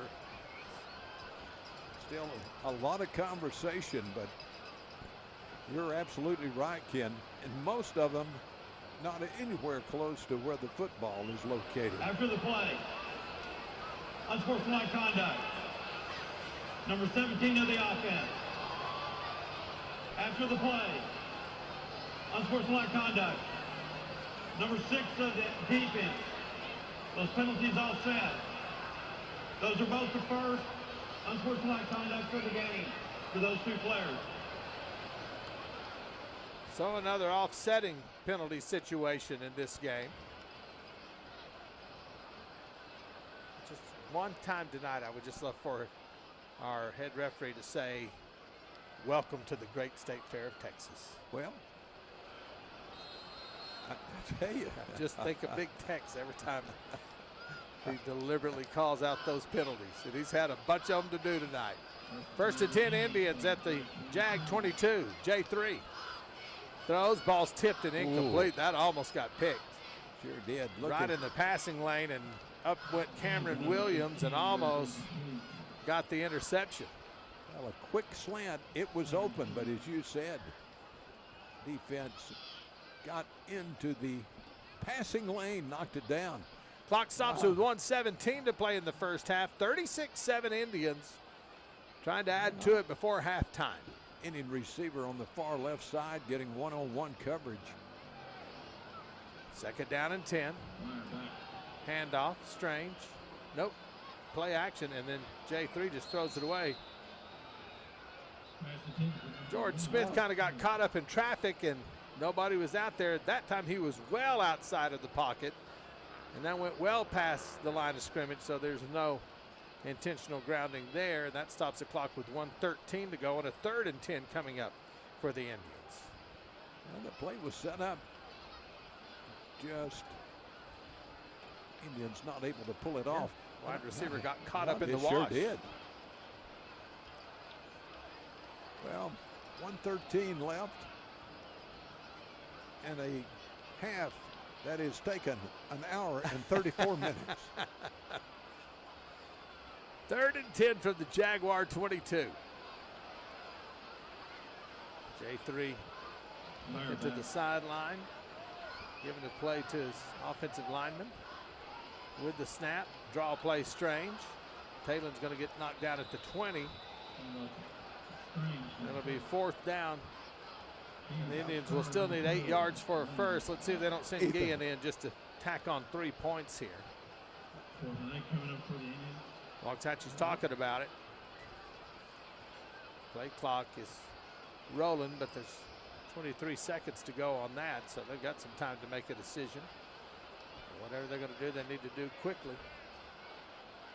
Well, looks like they're going to send the field goal unit out. Going to send it now out. they better hurry. 7 seconds. 6, 5. This is about a 37-yard attempt. They get the snap off and the kickoff, and the field goal is no good. Well, they had to hurry all of that. They were running out of time. They waited so long to decide what they were going to do, and goes wide right for Guillen. Do you think Coach Dollison might have used that to work late game situation somewhere down the line where they don't have enough go? Yeah, it'd be interesting to find out what the thinking was there. They were trying to decide if they wanted to go for it or kick the field goal, because they had plenty of time, and by the time they made their decision and got the unit out there, they didn't. Just see if they could rush the unit out quickly and get. Okay, well, that's something we can ask Coach Tolley Thursday. Be a Thursday if it was a. Jaguars take over on downs with 21 seconds to play in the second quarter, down 36-7 to Waxahachie. Dante Ware with 3 receiver formation will hand it off to Williams. He's got room to run the 23 to the 24-yard line. Picks up 4, and that very well may be our last play of the first half. It is the no more yellow flags in this half, partner. Well, that's only because we ran out of time. Waxahachie 36, Mesquite Horn Jaguars 7. Halftime coming up next on KBEC. Stay with us.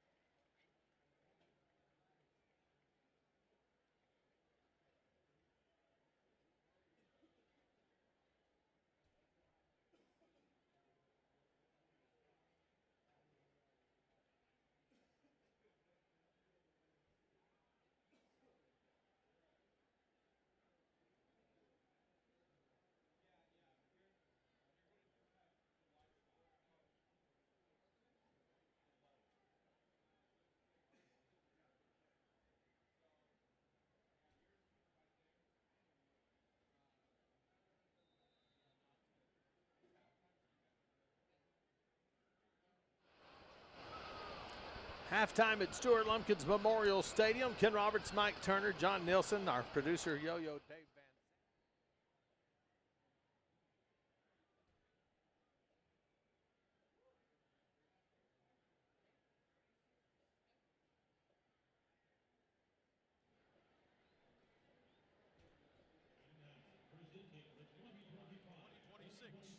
Award-winning varsity Scarlet Sweethearts. Leading the Sweethearts onto the field are Junior Lieutenant Sanaya Parker, Junior Lieutenant Cheyenne Nelson, Senior Lieutenant Ariana Watkins, and our captain, Morgan Sterling.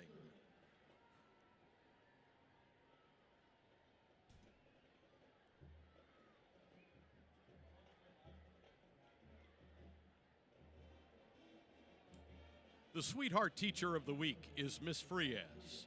The Sweetheart Spirit Girl of the Week is Zariah Hawkins.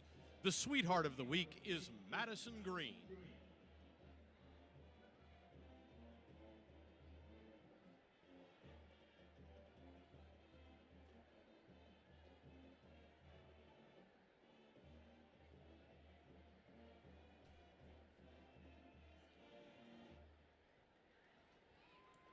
Ladies and gentlemen, give it up for our amazing Scarlet Sweethearts as they perform their field streamer choreographed by the one and the only, our head captain, Morgan Sterling.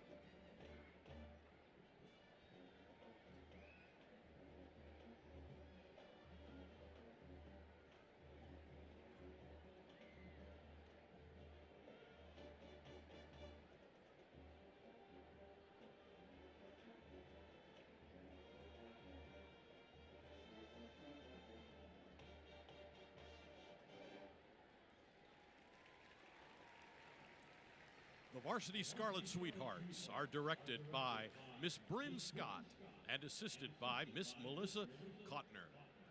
We would like to dedicate this performance to October is Breast Cancer Awareness Month, a time to honor the fighters, celebrate the survivors, and remember those we've lost. Tonight, we dedicate this performance to every person who has faced breast cancer with courage and grace. And let's hear it for the fantastic managers who support our sweethearts every step of the way. Head manager Noriah Parker and social manager Kennedy Savoy.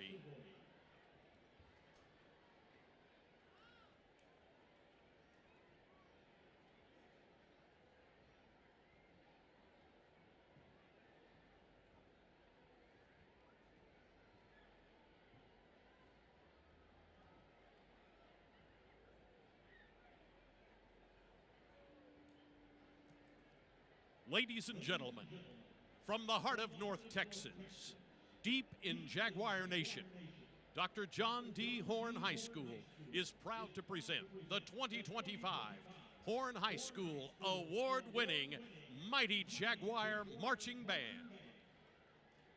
The Jaguar Band is under the direction of Todd Burke, Jody Minks, William McElroy, Brooke Steer, Sean Alburn, and Drew Jordan. Tonight, the Jaguar Band is led under the field command of drum majors Roman Vela, Ava Avila, and Allison Salas. Sergeants are Lauren Alanis and Alexander Vasquez. Guard captains are Jade Luster and Israel Calzada. Drumline section leaders are Michaela Tugati and Abby Pollard. This week's section of the week is our outstanding trombone section. Band member of the week is James Gomez. Band freshman of the week is Eunice Egbuna. Tonight, the Jaguar Band is performing their 2025 UIL competition show entitled Grand Echoes, featuring the music of James Newton Howard, Samuel Hazo, Pink Floyd, and Brian Balmages. And now, ladies and gentlemen, your Jaguar Band.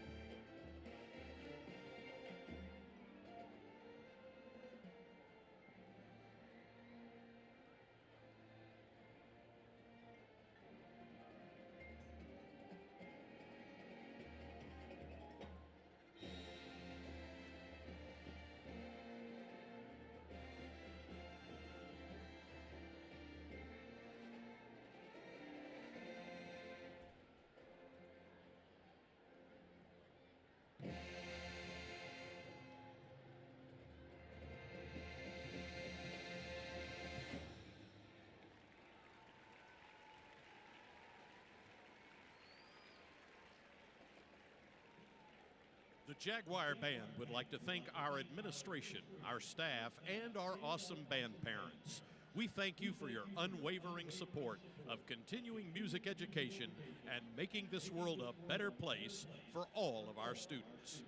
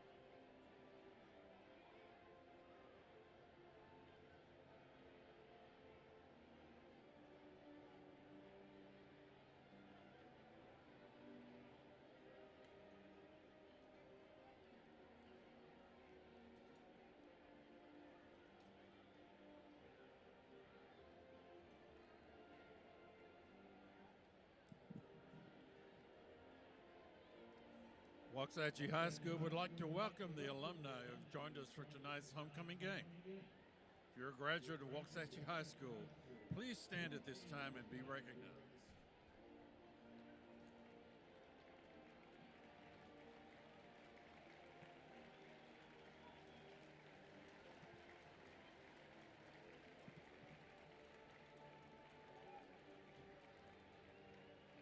Now for the introduction of the 2025 WHS Homecoming Court. Representing the freshman class, Duke and Duchess, Miss Kaylina Bishop and Mr. Mason Jordan. Kaylina is part of the award-winning Cherokee Charmers at Waxahachie High School. Mason is a member of the WHS football program, a student council officer, and part of the journalism program. Representing the sophomore class, Duke and Duchess, Miss Mia Taylor, and Mr. Elijah Jones. Mia is the sophomore class president, junior varsity cheer captain, and is a member of the broadcast media program.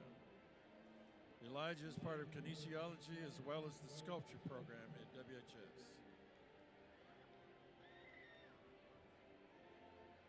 Representing the junior class, Prince and Princess, Miss Ava Stevens and Mr. Jaquan Snell.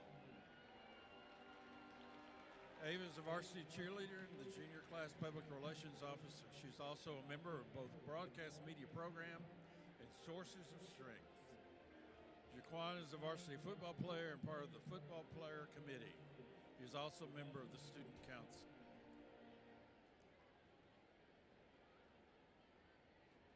Representing the senior class, the 2025 nominees for Queen are Miss Cora Ney. Cora is escorted tonight by her father, Mr. Terry Ney. Cora is an officer of the Waxahachie Drama Department and member of the broadcast media. She participates in UIL one-act play in both musical and advanced theater. She is a vocalist for the Spirit of Waxahachie Jazz Band and is an Ellis County Belle. Miss Emma James. Emma is escorted tonight by her father, Mr. Mark James. Emma is a 4-year varsity soccer player, student council member, and a part of the CCMA program at WHS. Miss Grace Fonville. Grace is escorted tonight by her father, Mr. Broderick Wilson. Grace is sports editor for the WHS yearbook and a track and field athlete. She's part of the Interact Club and the Black Student Union.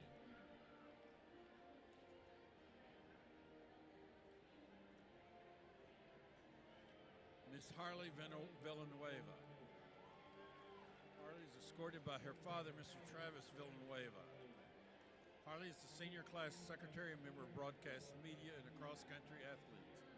She's also a member of the National Honor Society, Interact Club, Math Academic UIL, and an Ellis County Belle. Miss Casey Herrera. Casey is escorted tonight by her coach, Miss Erica Pointer Wilcox. Casey is the first lieutenant of the award-winning Cherokee Charmers.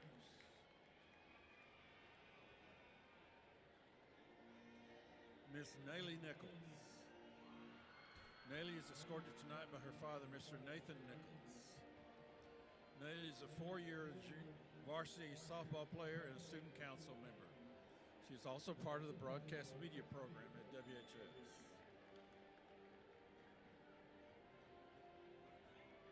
Miss Tatum Griffith. Tatum is escorted tonight by her father, Mr. Mark Griffith. Tatum is the senior class public relations officer, a broadcast media member, and a varsity cheerleader. She is also part of National Honor Society, HOSA, a Miracle League Buddy Boss, and a sports anchor on broadcast media's Hatchie Weekly. Miss Zoe Singh. Zoe is escorted tonight by her father, Dwight Singh. Zoe is the social president of the Waxahachie Indian Band and the flute section leader. She is also a member of the National Honor Society.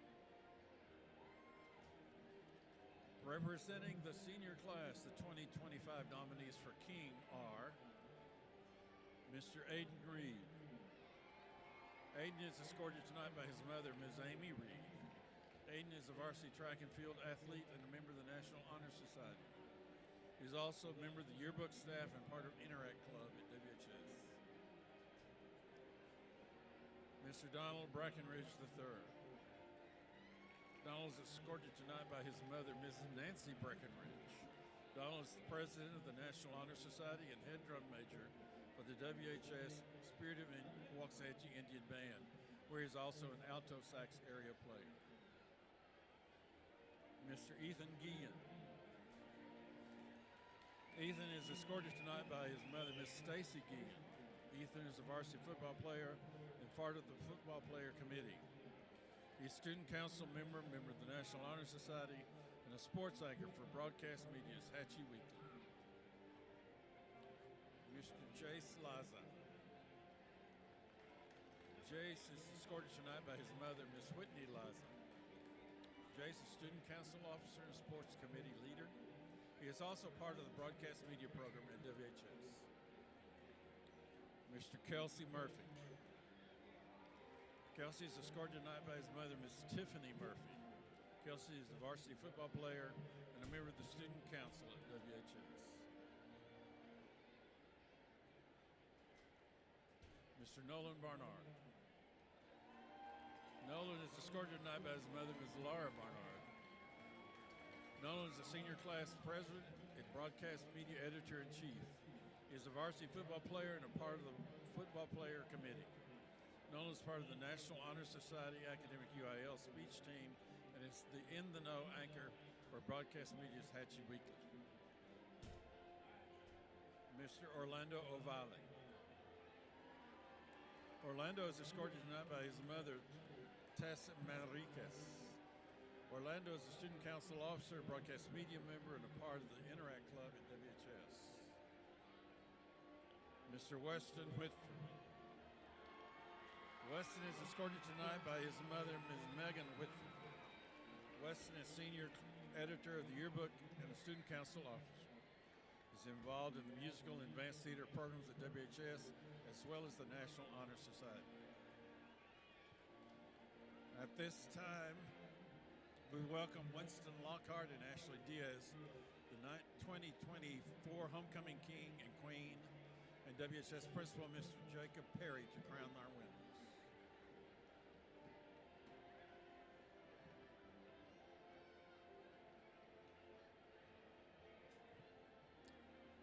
And now that moment that you've all been waiting for.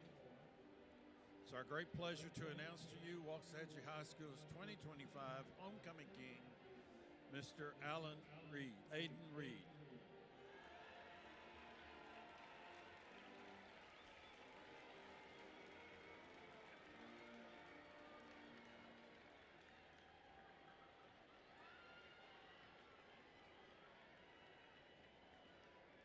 And your 2025 Homecoming Queen, Miss Harley Villanueva.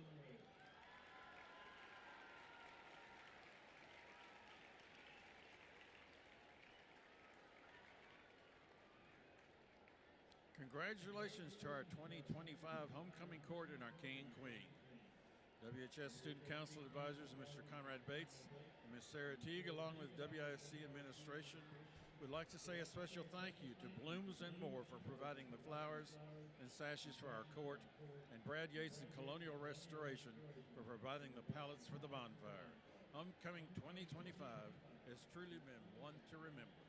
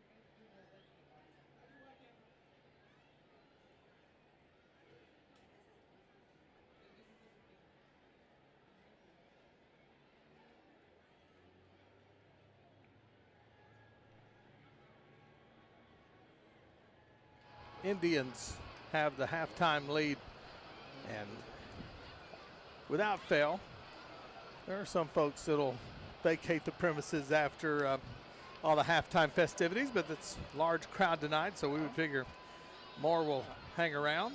Well, we've got the band performance after the game tonight, so it'll be something special in that regard. But I tell you where most of them went, partner. They went to the concession stands. I'm going to tell you what, loaded up on both sides.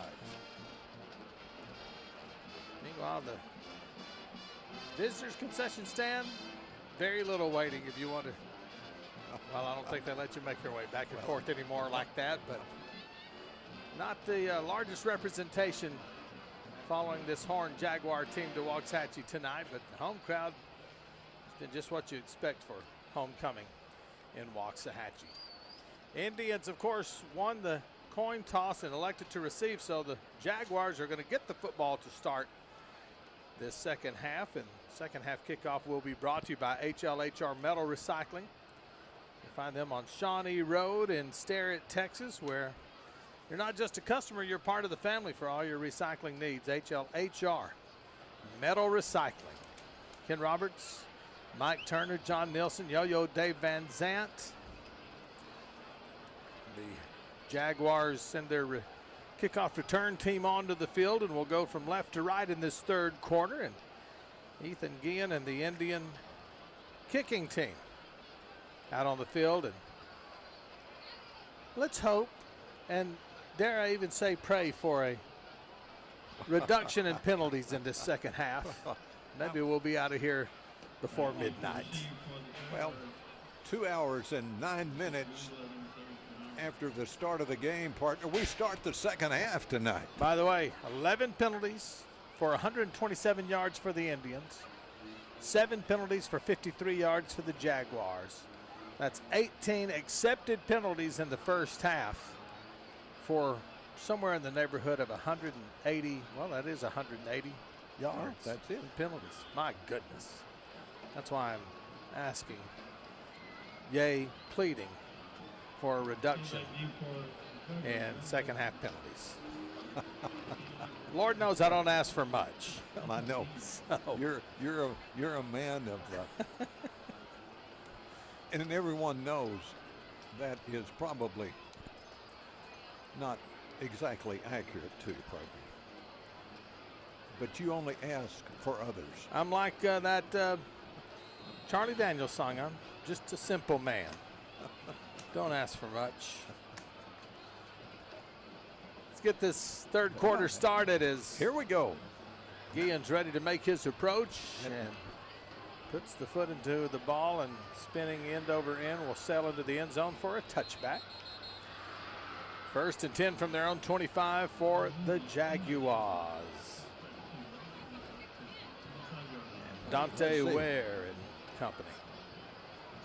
And proud to announce, no flag on the kickoff. Well, probably somewhere close if the score remains the same or doesn't change a whole lot. See some fresh faces in. New faces, and it's nice to be able to do on homecoming night. Sure is. A couple of new faces even in the lineup as we start the start of the third quarter. Warren Williams in the backfield for Mesquite Horn. And on first down, a bobbled snap, and Ware's in trouble. Tries to get to the outside. Indians have him corralled and take him down for a 2-3 yard loss back to the 22-yard line. Calderon again. I'm telling you, he wants to be the homecoming night defensive player of the game. Well, and I don't know who's going to vote against him at this point. So far, he's been outstanding tonight. He has been able to read the play and get there quickly. And as you said, another tackle for loss. 2nd down and 13 for the Jags. Layton getting a player on the field. Ware drops back to throw. Rolls to his right, Indian pressure, throwing on the run. Has a man wide open at the 40. Cutting to the 45 and caught and brought down at the 48-yard line as Cal Furch makes the grab, and that's a really nice throw on the run by Ware. That was one thing in the pregame warm-ups that he was working on, sprinting to the right and tossing it to the receiver who button hooked down the field. Out to the Jaguar 48, 1st and 10. Handoff Williams, first carry of the second half. The big man doing just what he did before, lowering his head and running right into Cade Tollison before falling to the turf at the 45. He is a load to bring down. Gracious. 7-yard pickup, 2nd and 3.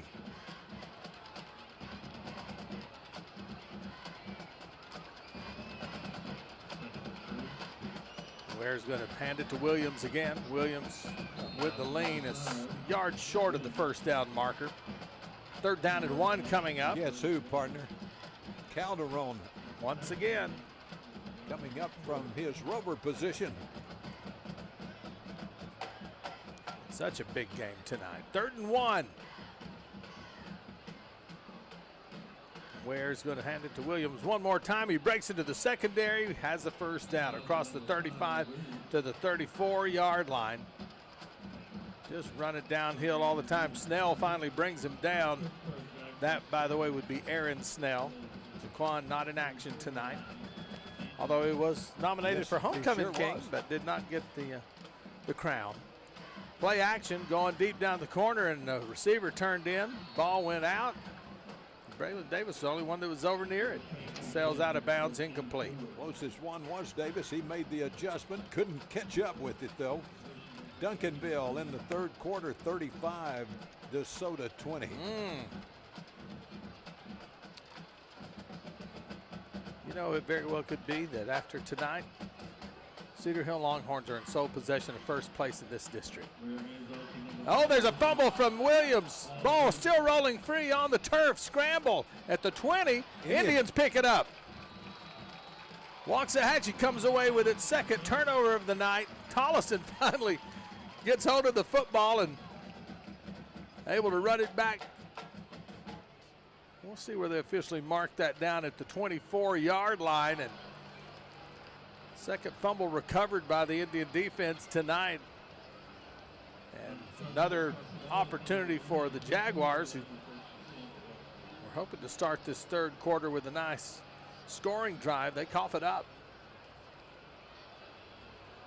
Well, Indians really adding to their turnovers. They came into this game with a deficit of a -4, but are trying to even it up as they continue to.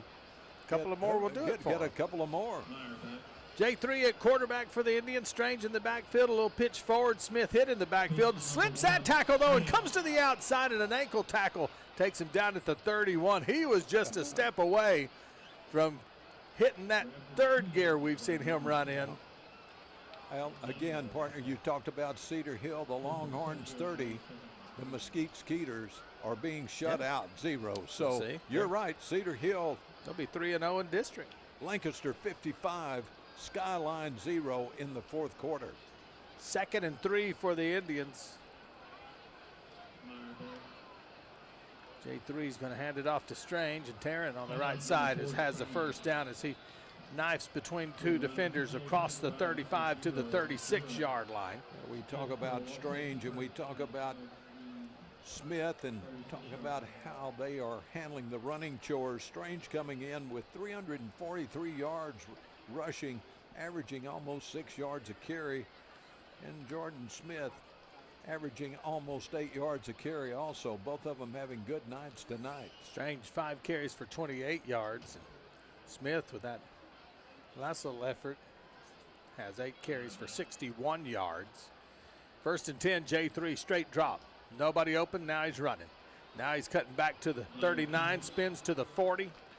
Has a run out to the 41-yard line, so that's a 5-yard pickup on the scramble by J3. Yeah. Saying get down once you get in the open and you see approaching tacklers. We were yelling that a couple of times in that DeSoto game. Yes. He's tried to be the lead blocker on that one sweep. Both of us had a moment of trepidation on that. Yeah. 2nd and 5. Two receivers right and one left. They'll hand it off. Smith cuts it up to the 45-yard line, gets caught by the jersey, and just keeps moling along and across midfield and all the way to the Jaguar 48. Malachi Young, and there's a late flag, by the way. Malachi Young had him by the jersey and swung him around, and he just used that like a little slingshot action.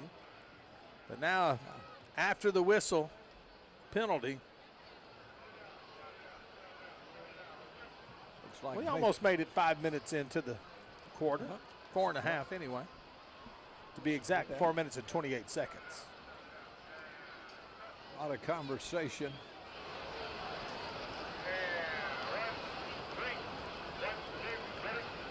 Well, the referee having trouble getting this unsportsmanlike conduct. That goes against the Jaguars. And that'll be a 15-yard mark-off against Mesquite Horn. A little late push and talk to the ball carrier Smith for the Indians. And I'm going to be very upset if his microphone doesn't work this whole second half. I enjoy hearing him. I'll tell you what, his deliberate call of these penalties. Each official, I didn't see a left-handed one out there, got their right arms rubbed down after throwing flags in the first half. 1st and 10 Indians from the Jaguar 33. J3 throwing home wide run open. ball. And it's tipped up and out of bounds. Nice play on the coverage downfield by Markel Ford, who was lined up there. Just got a hand on that ball to knock it out of bounds and keep the Indians from having another long touchdown reception for Cohen Brown. Well, maybe underthrown just a little bit, allowed him to catch up with it. But as you said, good defensive play. Yeah, because you're right. When he let it go, Cohen was well behind the defender. 2nd down and 10 with 7:19 to go in this third quarter. 36-7 Waxahachie. A fast-moving third quarter, partner. Comparatively.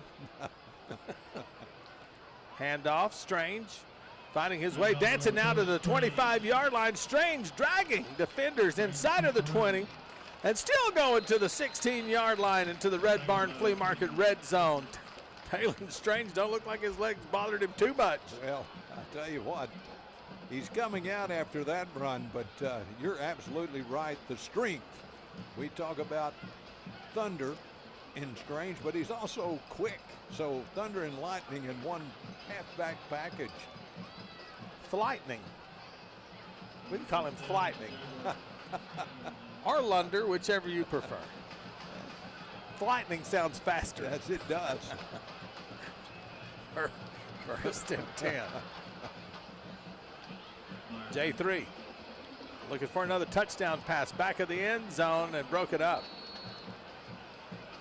Ooh, I'm going to tell you Well, what. it's a good matchup out there with Markel Ford and Cohen Brown going toe-to-toe, but Ford's able again to get his hand up there and bat that ball away. One thing different this year than last year for Cohen Brown, the best cornerbacks matching up against him every Friday night. Just count on it. Markel Ford at 6'1", 205 pounds. Exceptional athlete. 2nd and 10, 6:32 to play in the third quarter. Indians from the 17-yard line, handoff Smith. Big hole left side, cuts into the 10, grabbed by the waist and brought down around the 7-yard line. And the Indians will be a yard short of the first down, 3rd and 1. One thing that they are doing is keeping the clock moving and keeping the drive moving. 3rd down and 1, Indians at the Jaguar 7-yard line. First Waxahachie possession of the second half. I'll tell you what, special night. Homecoming at the reservation. Indians big lead, trying to add to it. Smith, patience, looking for the outside corner, steps inside, gets blasted, has a first down. But man, did he pay for it. Malachi Youngblood waylaid Smith as he got to just shy of the 5-yard line, but that'll be enough to get the first down and goal for Waxahachie. I tell you. That was a big hit. He started to make a turn back to the inside. Number but they- 6 was standing there. That's right. With plenty of punch. Woo. So the Indians first and goal from the Jaguar 6. Trying to get into the 40-point range tonight. Rolling left, J3 throwing on the run, wide open. And just too much zip on that for Zayden Smith to make the catch. There wasn't nobody with him. As they say, let him just a little bit too much. Yeah. And we do have a penalty marker down on that play. Oh my gosh. What now? Pass interference. Number 5 of the offense. 15 from the previous spot. Repeat first Offensive PI called on the Indians. They Had him flagged blocking, Jordan Thompson Woods that time. had him blocking downfield a little bit early. So the Indians will move back to the Jaguar 21. First and goal from the 21-yard line. That just gives you more field to work with, Now, Coach. well, J3 to pick up his 4th touchdown pass of the night. we'll see Cohen Brown still going to the right side of the formation. Yeah, he and Zayden Smith are over on that side, and Jordan Thompson Woods and Matthew Scott on the left side. Here's the end around. Zayden Smith trying to turn the corner. He's bottled up. Stiff arms his way out. One tackle. Gets pushed out of bounds at the 22-yard line, so he's going to lose a yard on that play. Second and goal from the 22. Now, there was no place to cut up that time. They did a great job, the Horn Elijah. defense, of just screening and taking it to the sideline. Elijah Powell strung that thing out. Forced him out of bounds. Second and goal from the 22. 5:24 to play in the third quarter. Now the Horn defensive set, still 4 down linemen, and they're running 2 linebackers and a 5 defensive back set. Strange back in the game for the Indians. Rolling right, J3.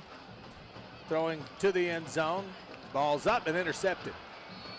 Picked off in the end zone. And guess who? Markel Ford. And now penalty markers fly after his interception. Again, trying to go to Cohen Brown, and that time Ford just got the inside position and picked it off.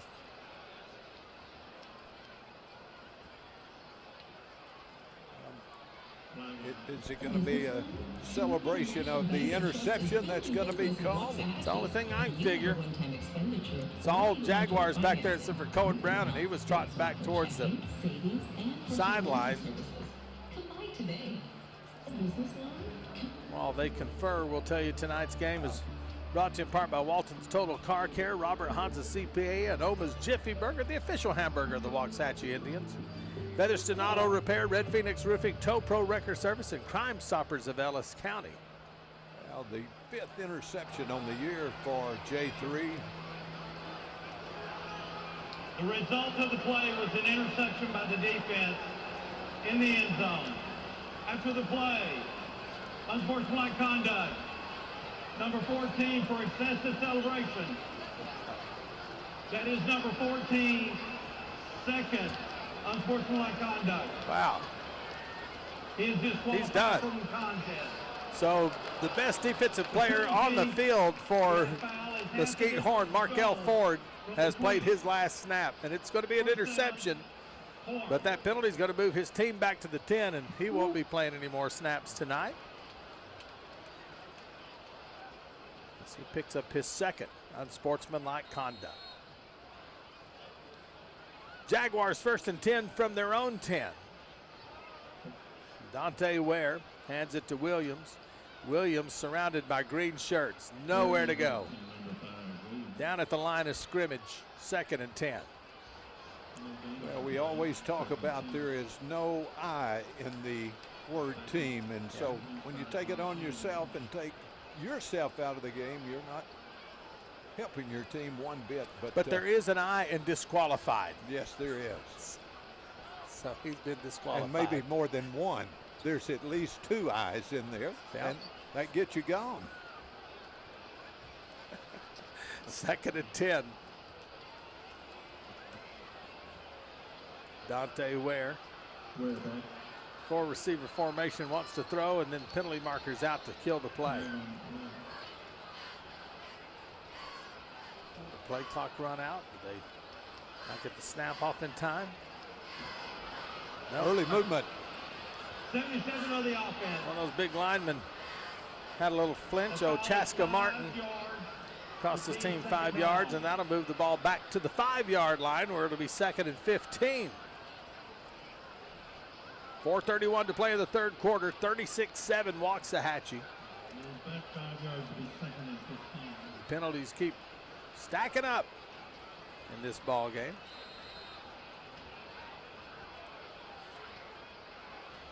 Second and 15. Ware takes the snap right at the goal line.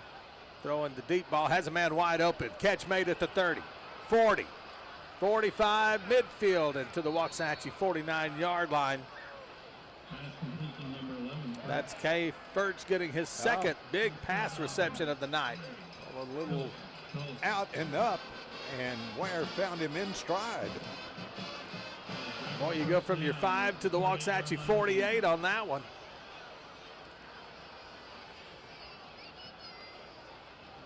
That'll get you a 47-yard pickup to get you out of the hole and put you in Indian territory. 1st down and 10 for the Jaguars from the Waxahachie 48-yard line where that ball is actually marked. Deep ball right side, and Furch is open again and makes the catch at the 20. Kai Furch is just running all alone in the secondary of Waxahachie and has 2 big catches in a row to put the Jaguars down to the Red Barn Flea Market red zone as the ball's resting on the 20-yard line. Now that time Braylon Davis just got fooled a little bit with an out and up cut. 1st and 10 from the Waxahachie 20.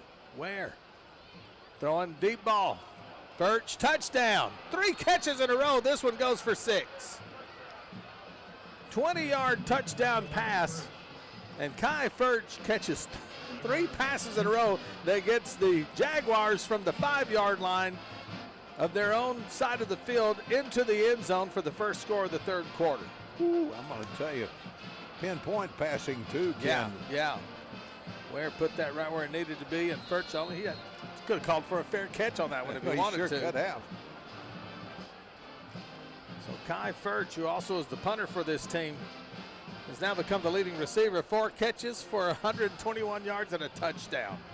You know, we had 3 catches coming into tonight's action and no touchdowns. You'll be seeing more action. High snap, and the extra point is blocked. Rolls out of the back of the end zone. Number 21 again for the Indians right there. That's his 2nd one, Ken. Samuel Jones does the job. 3:47 to play in the 3rd quarter. 36-13 Indians. More Waxahachie football after this.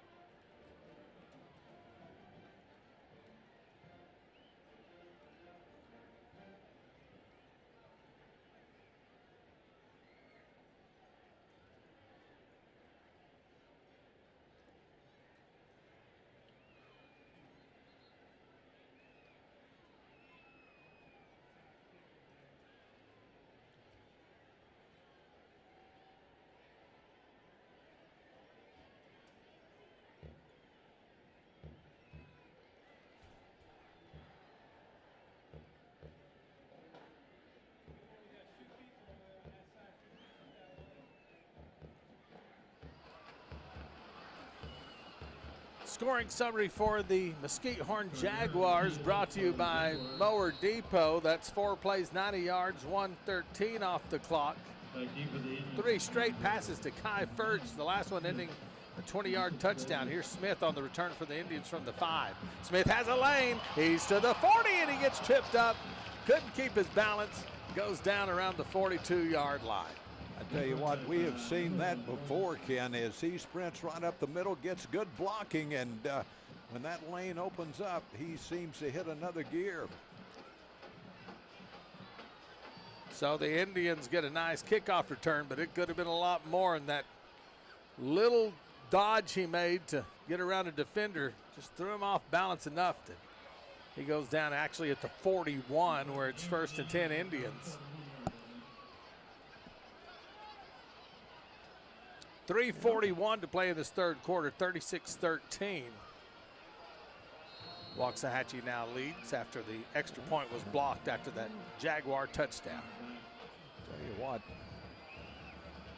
And we've got a J3 throwing outside. Jaguars are all over that little quick wide receiver screen, and that goes for no gain. 2nd and 10. The receivers looking, in fact, two that were supposed to be blocking were kind of looking at each other and saying, hey, but if you're going to have 3 receivers out and one catches it, the other 2 need to need to block. Ticking down to the 3-minute mark to play in this third quarter, 36-13. Indians finish out this drive, and 2nd and 10, Strange on the carry. Coming outside to the 45, midfield. Strange gets a block to the 40. He's to the 30, 25, and knocked out of bounds at the 22, 21-yard line of the Jaguars on a nice run by Talon Strange. Got some great downfield blocking on that run. He sure did, and he made 2 good little kickouts and kept moving, and the ball, as we look at, I was looking at the good block that was put on. Was that Jordan Woods that was blocking downfield? He and Zayden Smith, that's a 38-yard pickup to the Jaguar 21. Snap, handoff. Colley getting his first carry of the night. Look at Caden Tollison breaking tackles to the 10. Still going to the 5. Tollison to the goal line. Touchdown! 21-yard run by the Indian linebacker. We were told he'd get a carry or 2 tonight. He makes good on his first one. I want to tell you what, no one more excited than number 20 and his teammates. He wasn't going to be denied either, was he? Boy, just spinning and breaking tackles and running like a madman to the end zone. I tell you. Well, Indians 42-13 with the extra point attempt coming up. Answered it pretty quickly. They sure did. Didn't take long. Couple of big runs, Strange, and then Tollison finishing it off. Guillen for the extra point attempt. His kick is on the way, and the Indians lead at 43-13 with 2:40 to go in the third quarter, and more Indian football after this.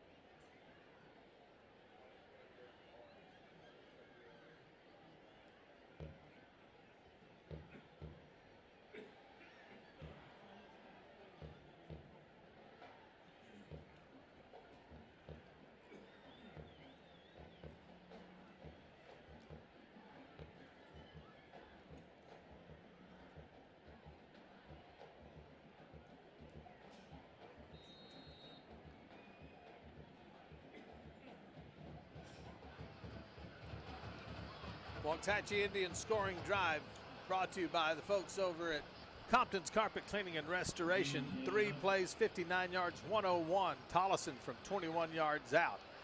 Guillen's kickoff taken at the 2. And on the return for the Jaguars, big hit on Abu Kamara by the Indian coverage team as he goes down at the 12. Good coverage that time, and a lot of Indians right there to meet the returner.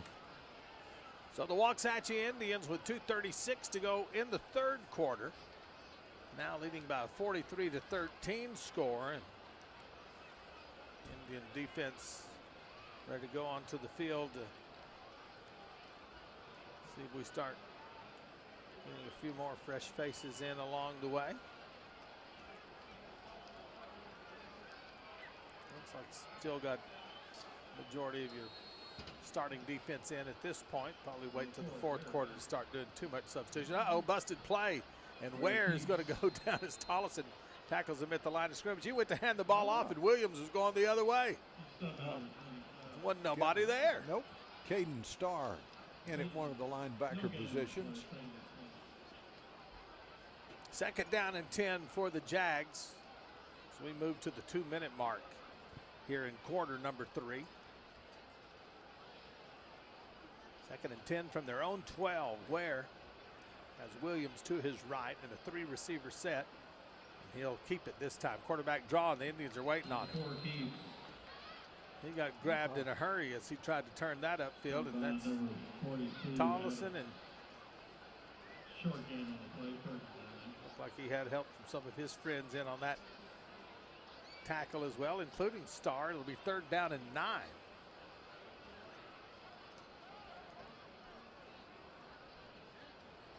Third down and 9 for the Jaguars from their 13-yard line. 3 receivers, triplets to the right of the formation. And Ware's in trouble. Sack back at the 1-yard line. Ooh, I tell you. That's a great job by Taylon Pierce to zip through there and grab him around the midsection and sling him to the ground. And around the 2 is where they're going to mark that, and it'll be 4th down and 20. And the Jaguars back at their 2-yard line. Here comes the punt unit. Indians should come away with great field position as Cohen Brown trots out to return this punt for the Tribe. Hey, what? Pierce, just a junior, doing a good job of splitting the center and the guard on that play. That was an emphatic sack. Uh-oh, Indians are off sides. Kick is going to be out of bounds around the 20, but it'll be 5 yards given to the Tribe. Unless they were drawn off, in which case they'll decline. Offside. Number 10 of the defense. 5 yards.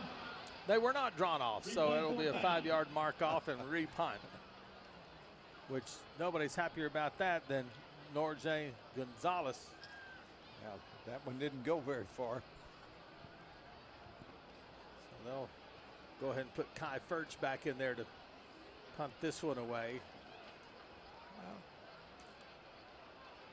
Well, with his receptions and his punts, he's probably touched the ball almost as much as Ware has tonight. Well, he sure has. For the Jags.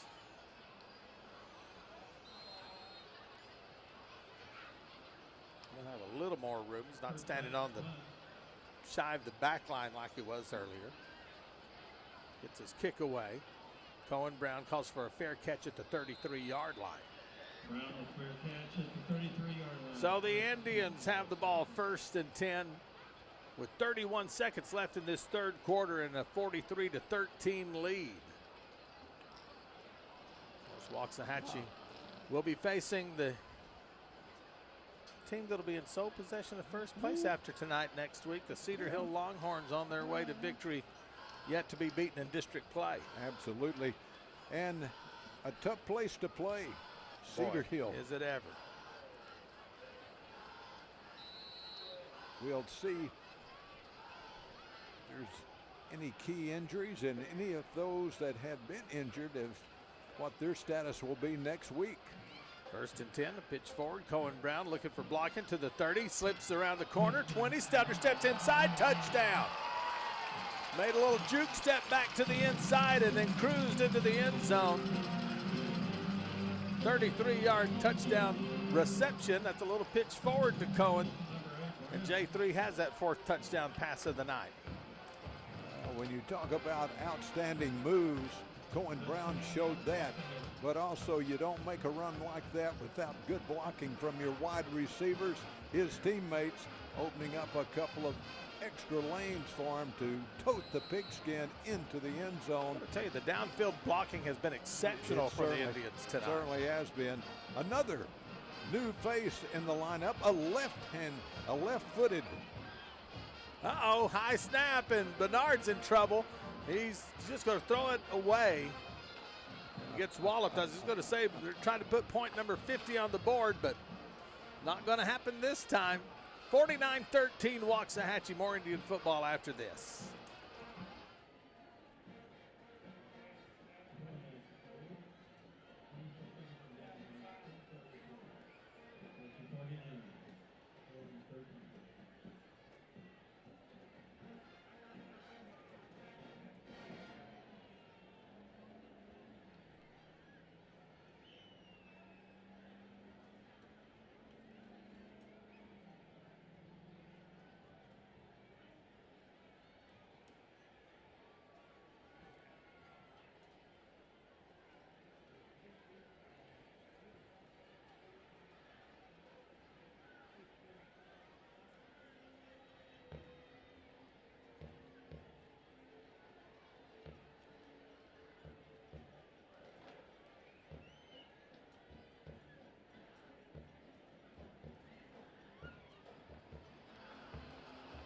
Latest Waxahachie scoring summary is brought to you by the folks over at Mower Depot. Dean Settlemeyer and the crew joining us on the broadcast tonight. One play, 33 yards, 7 seconds. J3 to Cohen Brown for the second time tonight. J3 with 4 touchdown passes. Here's the kick and the return from Kamara. Hands it off on a reverse. 20-yard line, 30-yard line, and tripping and falling with thoughts of glory, coming to a crashing end for I'll tell you what, number 6, Malachi Youngblood, who just too fast for his own good. Ethan Gillen again. The safety back there ready to put a big hit on him, you know, then running back out and taking care of his own personal tee. Jaguars will have the ball 1st and 10 at their own 35 with 16 seconds left in this third quarter. Class is ending in 0-5 this year, partner. Yes. Christy Autry, who made those delicious fried pies, celebrating her 30th class reunion this year. Christy, we appreciate the good doings as always. They were delicious. One of our highlights of the home game. I'm going to tell you. Dante Ware wants to throw. Now he's going to step up in the pocket. Now he'll throw downfield, and this should be picked off. Oh, it was a good job by the receiver turning defender and keeping Davis from picking that one off, and then that receiver is slow to get up after that collision. Well, I tell you what. That was going to be an easy pick if he didn't make the contact. Lucky that an Indian and the Jag aren't down, but because that was a tough one. A lot of talk right here with a couple of the. Coach will also be glad to know that that 3/4 moon is rising in the eastern horizon. Well, I tell you, this evening. It's only been one time that we have been someplace that it came up in the west. It only happens in one place, and that's Denison, Texas. Denison, Texas, where they do not give you don't chicken. Don't give you chicken strips at the Whataburger either when you order a chicken strip meal. That was a tough night, partner. 2nd and 10, Williams on the handoff, and that might be a new running back in. He gets to the 39-yard line. Let's check that number on that carry. I don't believe that was number 5. Nope, it wasn't. Number 24 getting that toe, Rodarius Wilson. That's going to end the third quarter, 49-13 Waxahachie. More Indian football after this. At the end of the third quarter.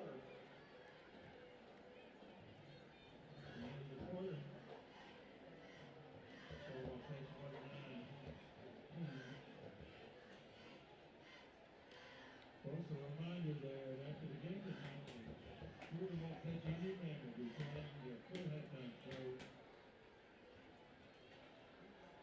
Stick around after the game for the Spirit of It's time now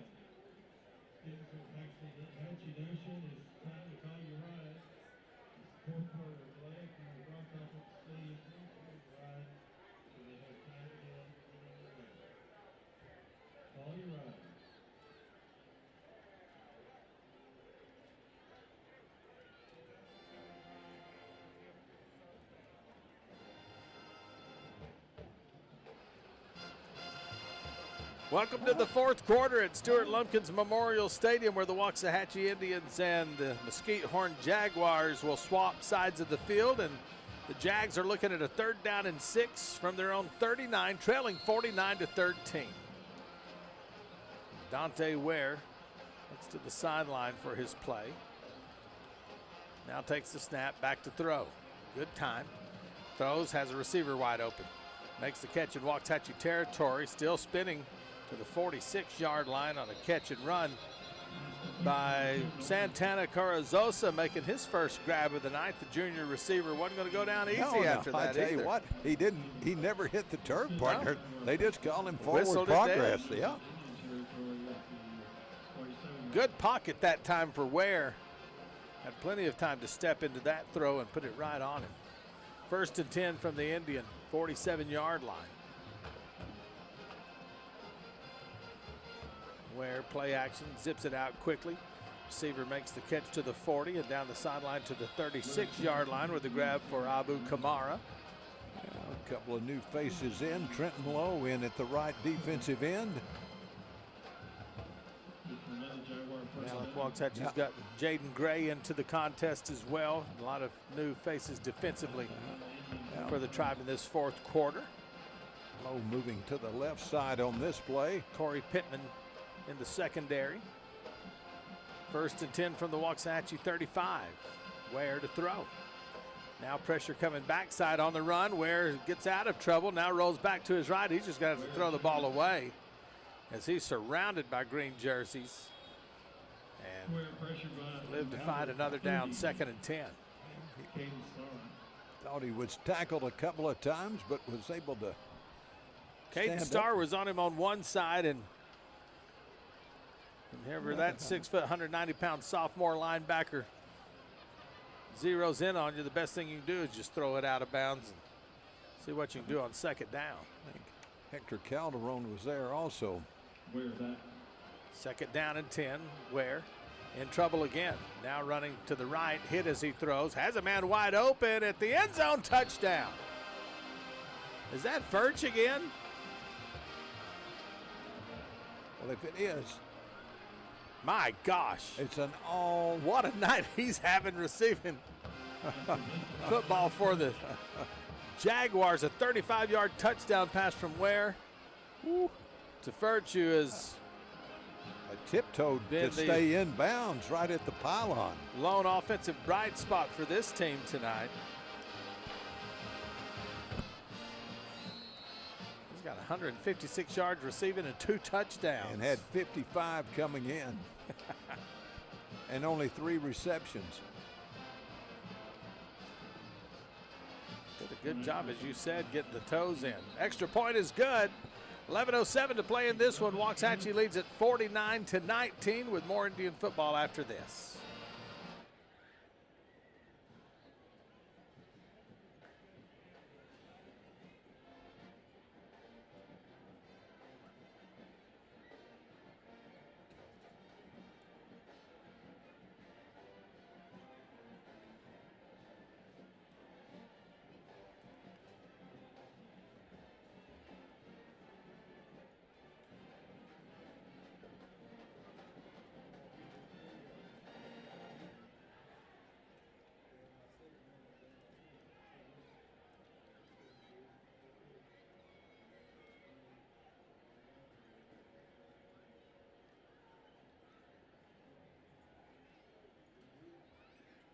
Illegal formation on the defense. The defender was lined up over the center. The penalty for that foul is declined. The result of the play is the kick is good. Well, silly me thinking we could get an extra point attempt without a penalty. The Indians were guilty of being lined up in the neutral zone, but with the extra point good, the Jaguars say we'll take the point, and it'll be 49-20. Waxahachie leading. Indians had one lined up on the center, so as you said, that doesn't work. Scoring summary, by the way, brought to you by Compton's Carpet Cleaning and Restoration. It's not clean unless it's Compton's clean. 6 plays, 65 yards, 117 off the clock, 35-yard touchdown pass Ware to Furch have hooked up a couple of times tonight. And throw in a Williams run, and those are the 3 touchdowns for the Jaguars this evening. Looks like Williams, at least for what we could tell, may be done for the night. He hasn't been in the last 2 offensive series for the Jaguars. So Indians will get ready to return this kickoff. Jordan Smith going back with Braylon Davis with 11:07 to play in the game. Gonzalez teeing it up for the Mesquite Horn Jaguars.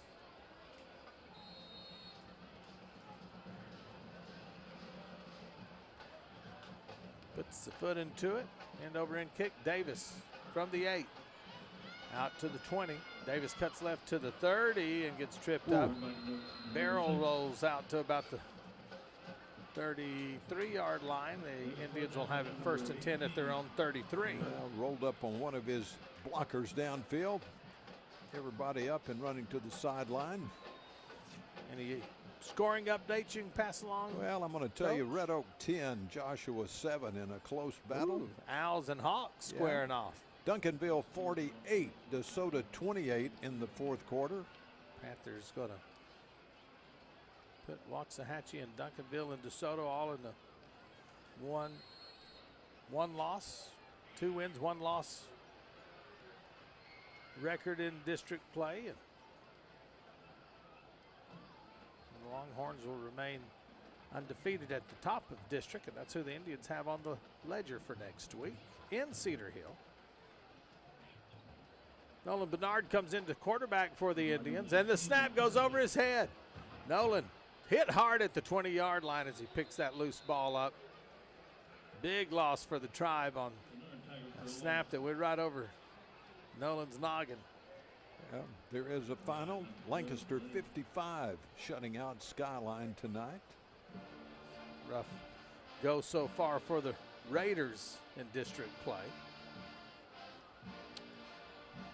Indians are looking at a 2nd and 23 after that snafu, and some more new faces into the football game.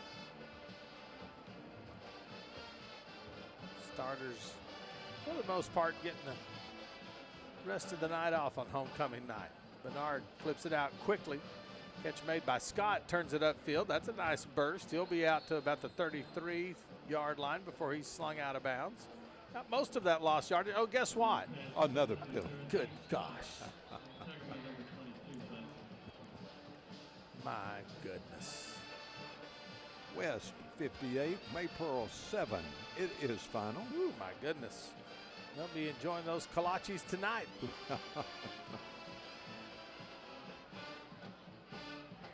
Be nice to enjoy a victory kolache. It should be. Over at West. Cedar Hill 30, Mesquite 7. Still in the 4th quarter. Longhorns will be 3-0 in district play after tonight. Oh, guess what? What? The Burleson Elks defeated the Colony. This is Elks defeated Grapevine Mustangs. Oh, beat the Colony tonight 13-7. Beat the Mustangs 36-12 last Saturday. I wonder why they were playing on a Saturday. Is that a 2-game winning streak? Look at those mighty Elks of Yo-Yo Dave Van Zant.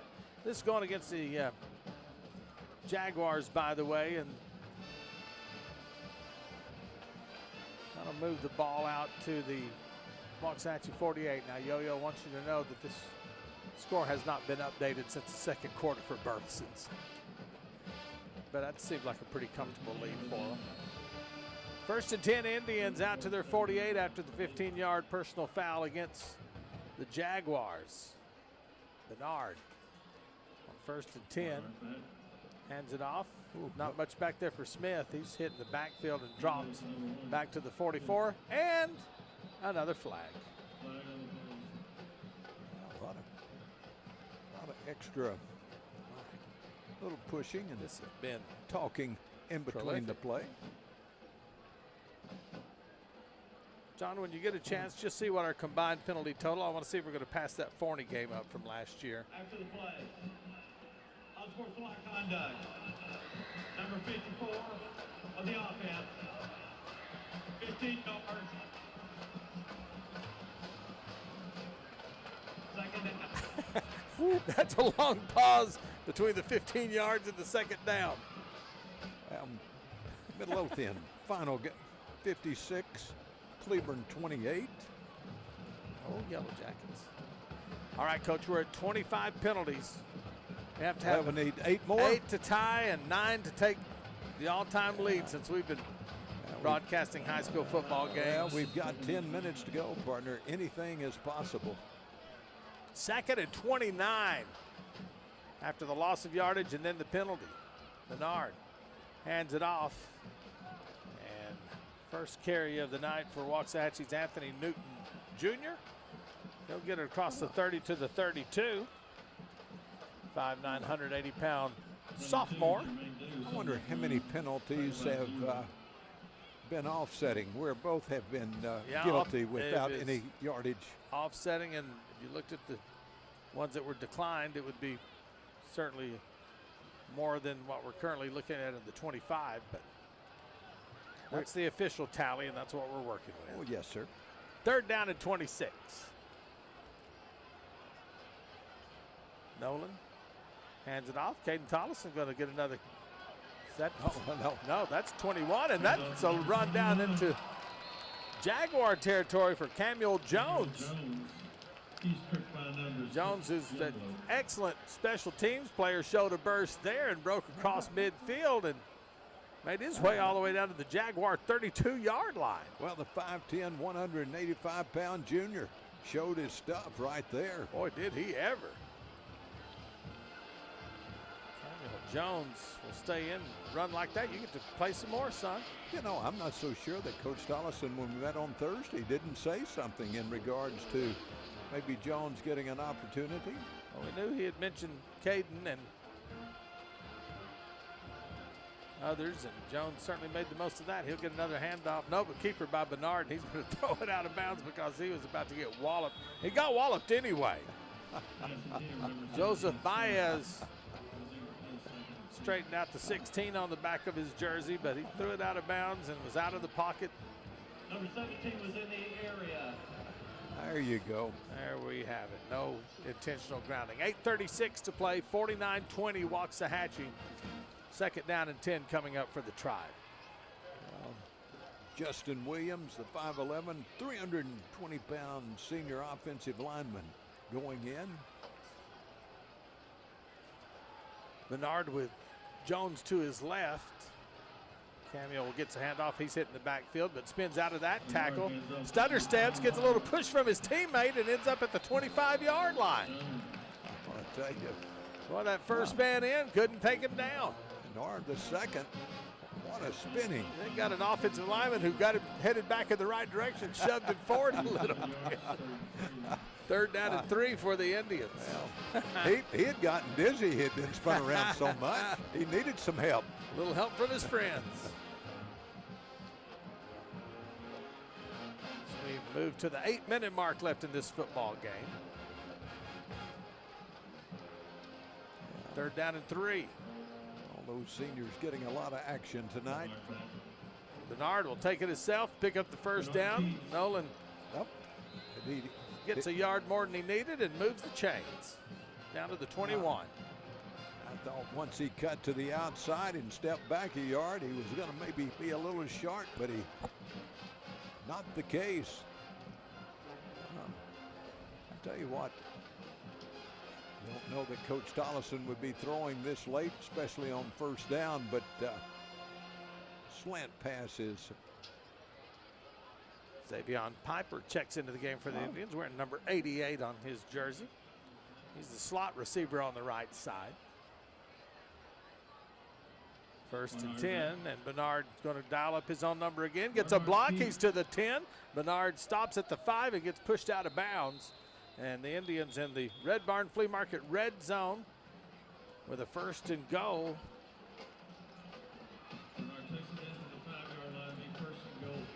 Nice run by Oh, it Nolan sure that was. time. Good blocking by his back, led the way. So first and goal from the 5 for Waxahachie. 7:01 to play, and Tony Olivo doing a good job of leading the blocking right there for his QB.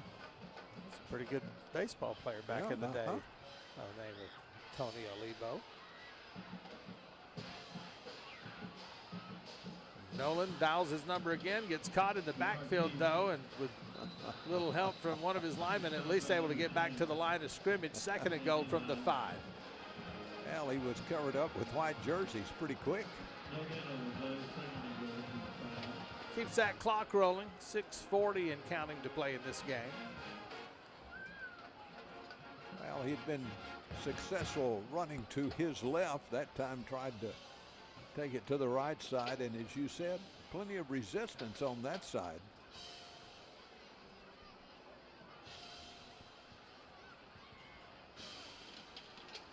And he'll try it again, coming right, stiff arms, in trouble.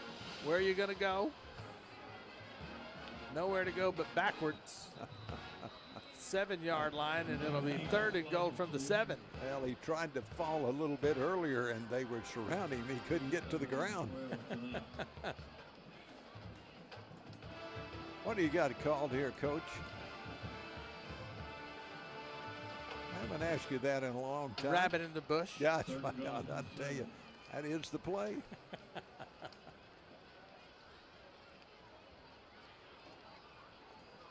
said taking plenty of time getting the play in. Yep. Exhausting the time on the play clock. Third and goal from the 7.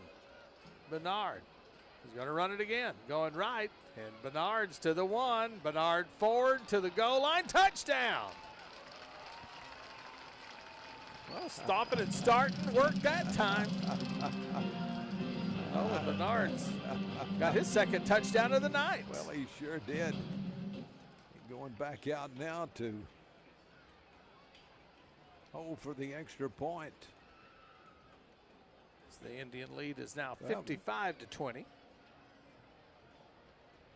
Got the left footer in there again, partner. Matthew Lopez.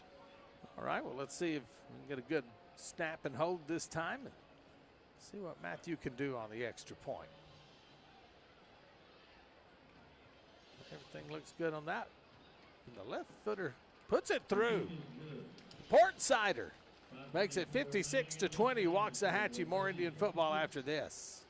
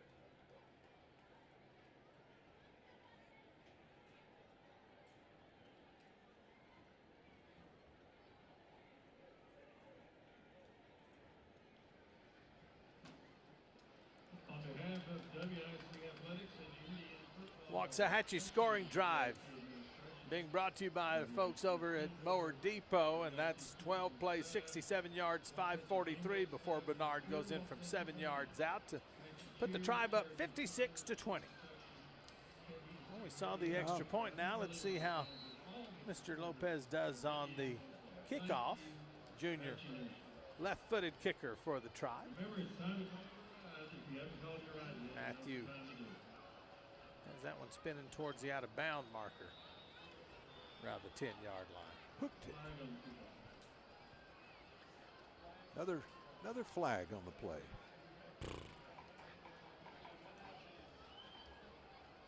At least that one won't cause anybody who's acted silly. Well, He just had a kickoff that's going to look like several of my shots Monday, I'm sure.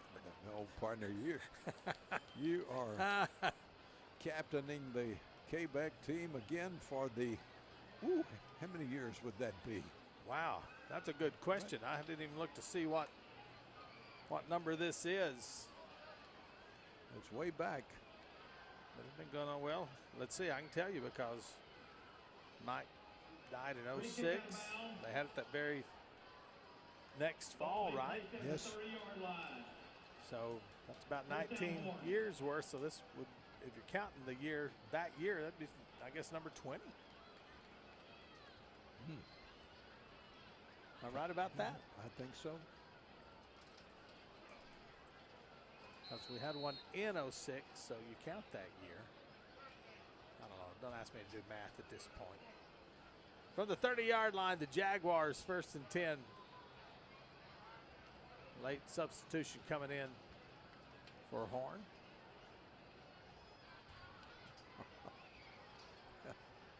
And handoff. Bounce to the outside is Rodarius Wilson. Gets to about the 32, 33-yard line. He'll pick up 3 yards. 2nd and 7 as we tick down to the 5-minute mark in this game. We talked about a lot of new faces going in. Yep.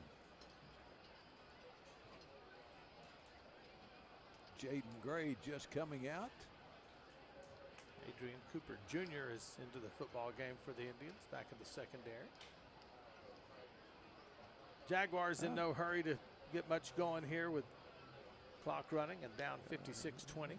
Casey Pittman, the right cornerback. Handoff Wilson. Gobbled up at the line of scrimmage. Yeah, wrapped up in a hurry that time. Matthew Grant. 3rd down and 7 coming up for the Jaguars. Julie Gee manning that right defensive tackle spot. Tell you what, Indians pretty solid with the front 4. Certainly have been, for the most part, having their way against this running attack. A couple of big runs, but overall, nice job. This is a big run for Wilson outside. And Wilson's going to be stopped with a 1st down out to about the 44-yard line. Forced out of bounds by Anthony Newton Jr. And Corey Pittman. 1st and 10 for the Jags with 3:45 to play.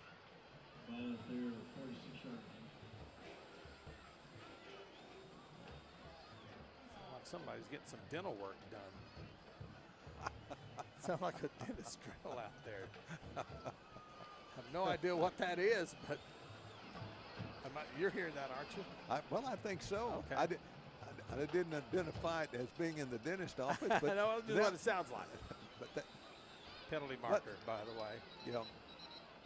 Well, one thing that I've been watching on the sidelines, number 11, Carmelo Clausen, still walking gingerly on that right leg. Ball start.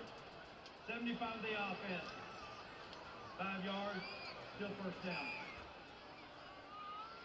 Is that number 27? 41-yard line. I think so. 27 accepted penalties in this football game. 1st and 15. I think we're going to fall short of the old Forney game last year in Forney, but it's going to be pretty close. Handoff coming outside for Wilson. Indians got him surrounded. He'll get no gain. Actually, that's Casey Webster getting his 1st carry, sophomore running back for the Jaguars.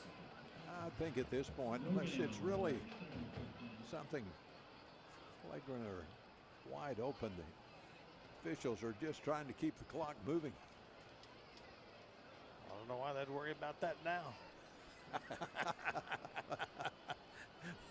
Well, they sure hadn't worried about it much tonight. I'm telling you, they've worn their back pockets out, partner. So I don't know.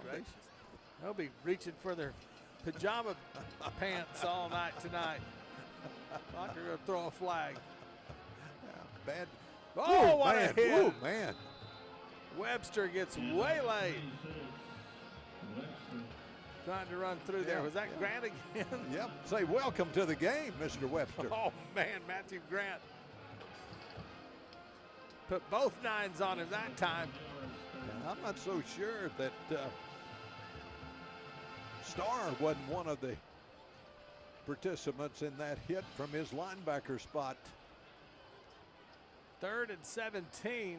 You notice you call him Mr. on a hit like that. Oh, you sure do. Just don't let it go. Dante Ware wants to throw. In trouble. Rolls out of trouble. Throws it out of bounds. Nobody's open. 2:04 to play, and it'll be 4th down and 17 for the Jaguars. You know, one thing we have not seen from Ware tonight, the Indians have done a great job of containing him and not letting him get out of the pocket and make runs. I can only Shane remember. Tollison said in the pregame show that was priority number 1 for this defense, and you're right, he's had one really big run tonight. He's got 39 yards rushing all total for the night. On 10 carries. That is more than an exceptional job against that little darter. So they'll send Wirtz out to punt this thing away with 2:04 to play. Well, when you come in averaging 106 yards a game, it is a good game. Oh, pass. Oh, fake punt. And intercepted by the Indians. Return to the 40 and to the 30 and to the 20. Nice job by Evan Jackson. And there's another flag, number 28 at the end of the celebration. My goodness. And now, turnover number 3 tonight. The Indians just need one more to get back to 500 mark on takeaways. That interception brought to you by that excellent coverage was brought to you by Stiller. So I told you, don't underestimate this officiating crew. After the play, unsportsmanlike conduct. 33 of the return team. 15 yards from the dead ball spot. 2-minute You just got an interception. Come on. 2-minute timeout lets us tell you that tonight's game is brought to you in part by H&H Insurance, Ellis County Pest Services, Jimmy's Restaurant in Abilene, Waxahachie Ford, and Blue Bonnet Barbecue. Well, I think most of his celebration was not on the field of play. it was on the sideline. However, who is to argue with the I'll tell you who is. Shane Tollison. Right now. Well, I'm on the He's saying, man, trying to take the fun out of the game. He was Hey, at least. I tell you how upset he is. Doesn't even have his cap off. He took his cap off to make that point. Well, he didn't want to bump him where he would be ejected from the game. Played 1st and 10 Indians from the Jaguar 33. Grant Gonzalez getting on the field late on the left defensive end spot. Tight end spot. Bernard gonna hand it off. Look at this big guy running with the football to the 15-yard line on the carry by Cameron Rodriguez. 5'8", 200 pounds, rumbling down to the 15 in the Red Barn Flea Market red zone. Well, he wanted to go all the way, partner. Well, I thought he was going to for a second. Well, he was carrying 2 defensive. The field was tilting downhill while he was running. I thought it would get a little help from gravity. Well, he got a little bit of help from those big linemen up front. Look at the size of the thighs on that young man. He's going to get another carry. Right up the middle to the 6-yard line. Well, give him another carry. And he's going to ask Coach Tollison why hadn't he been playing more. They're going to mark him actually down at the 8. 2nd and 3 with 55 seconds to play. Knee hurt. Hit a little early. I'd sure hand it to him again. Absolutely. Let him rumble. He's going to get it. Oh, this time somebody went low on him. Didn't let him get those big legs churning. Well, I'm going to tell you, here he comes, partner. Standing ovation. I'm going to stand up for that right there. It's going to be the ball game. Last 29 seconds ticking off. The Indians on homecoming night in control of this one from the get-go. 56-20 is your final score. Post-game show coming up next on KBEC. Stay with us.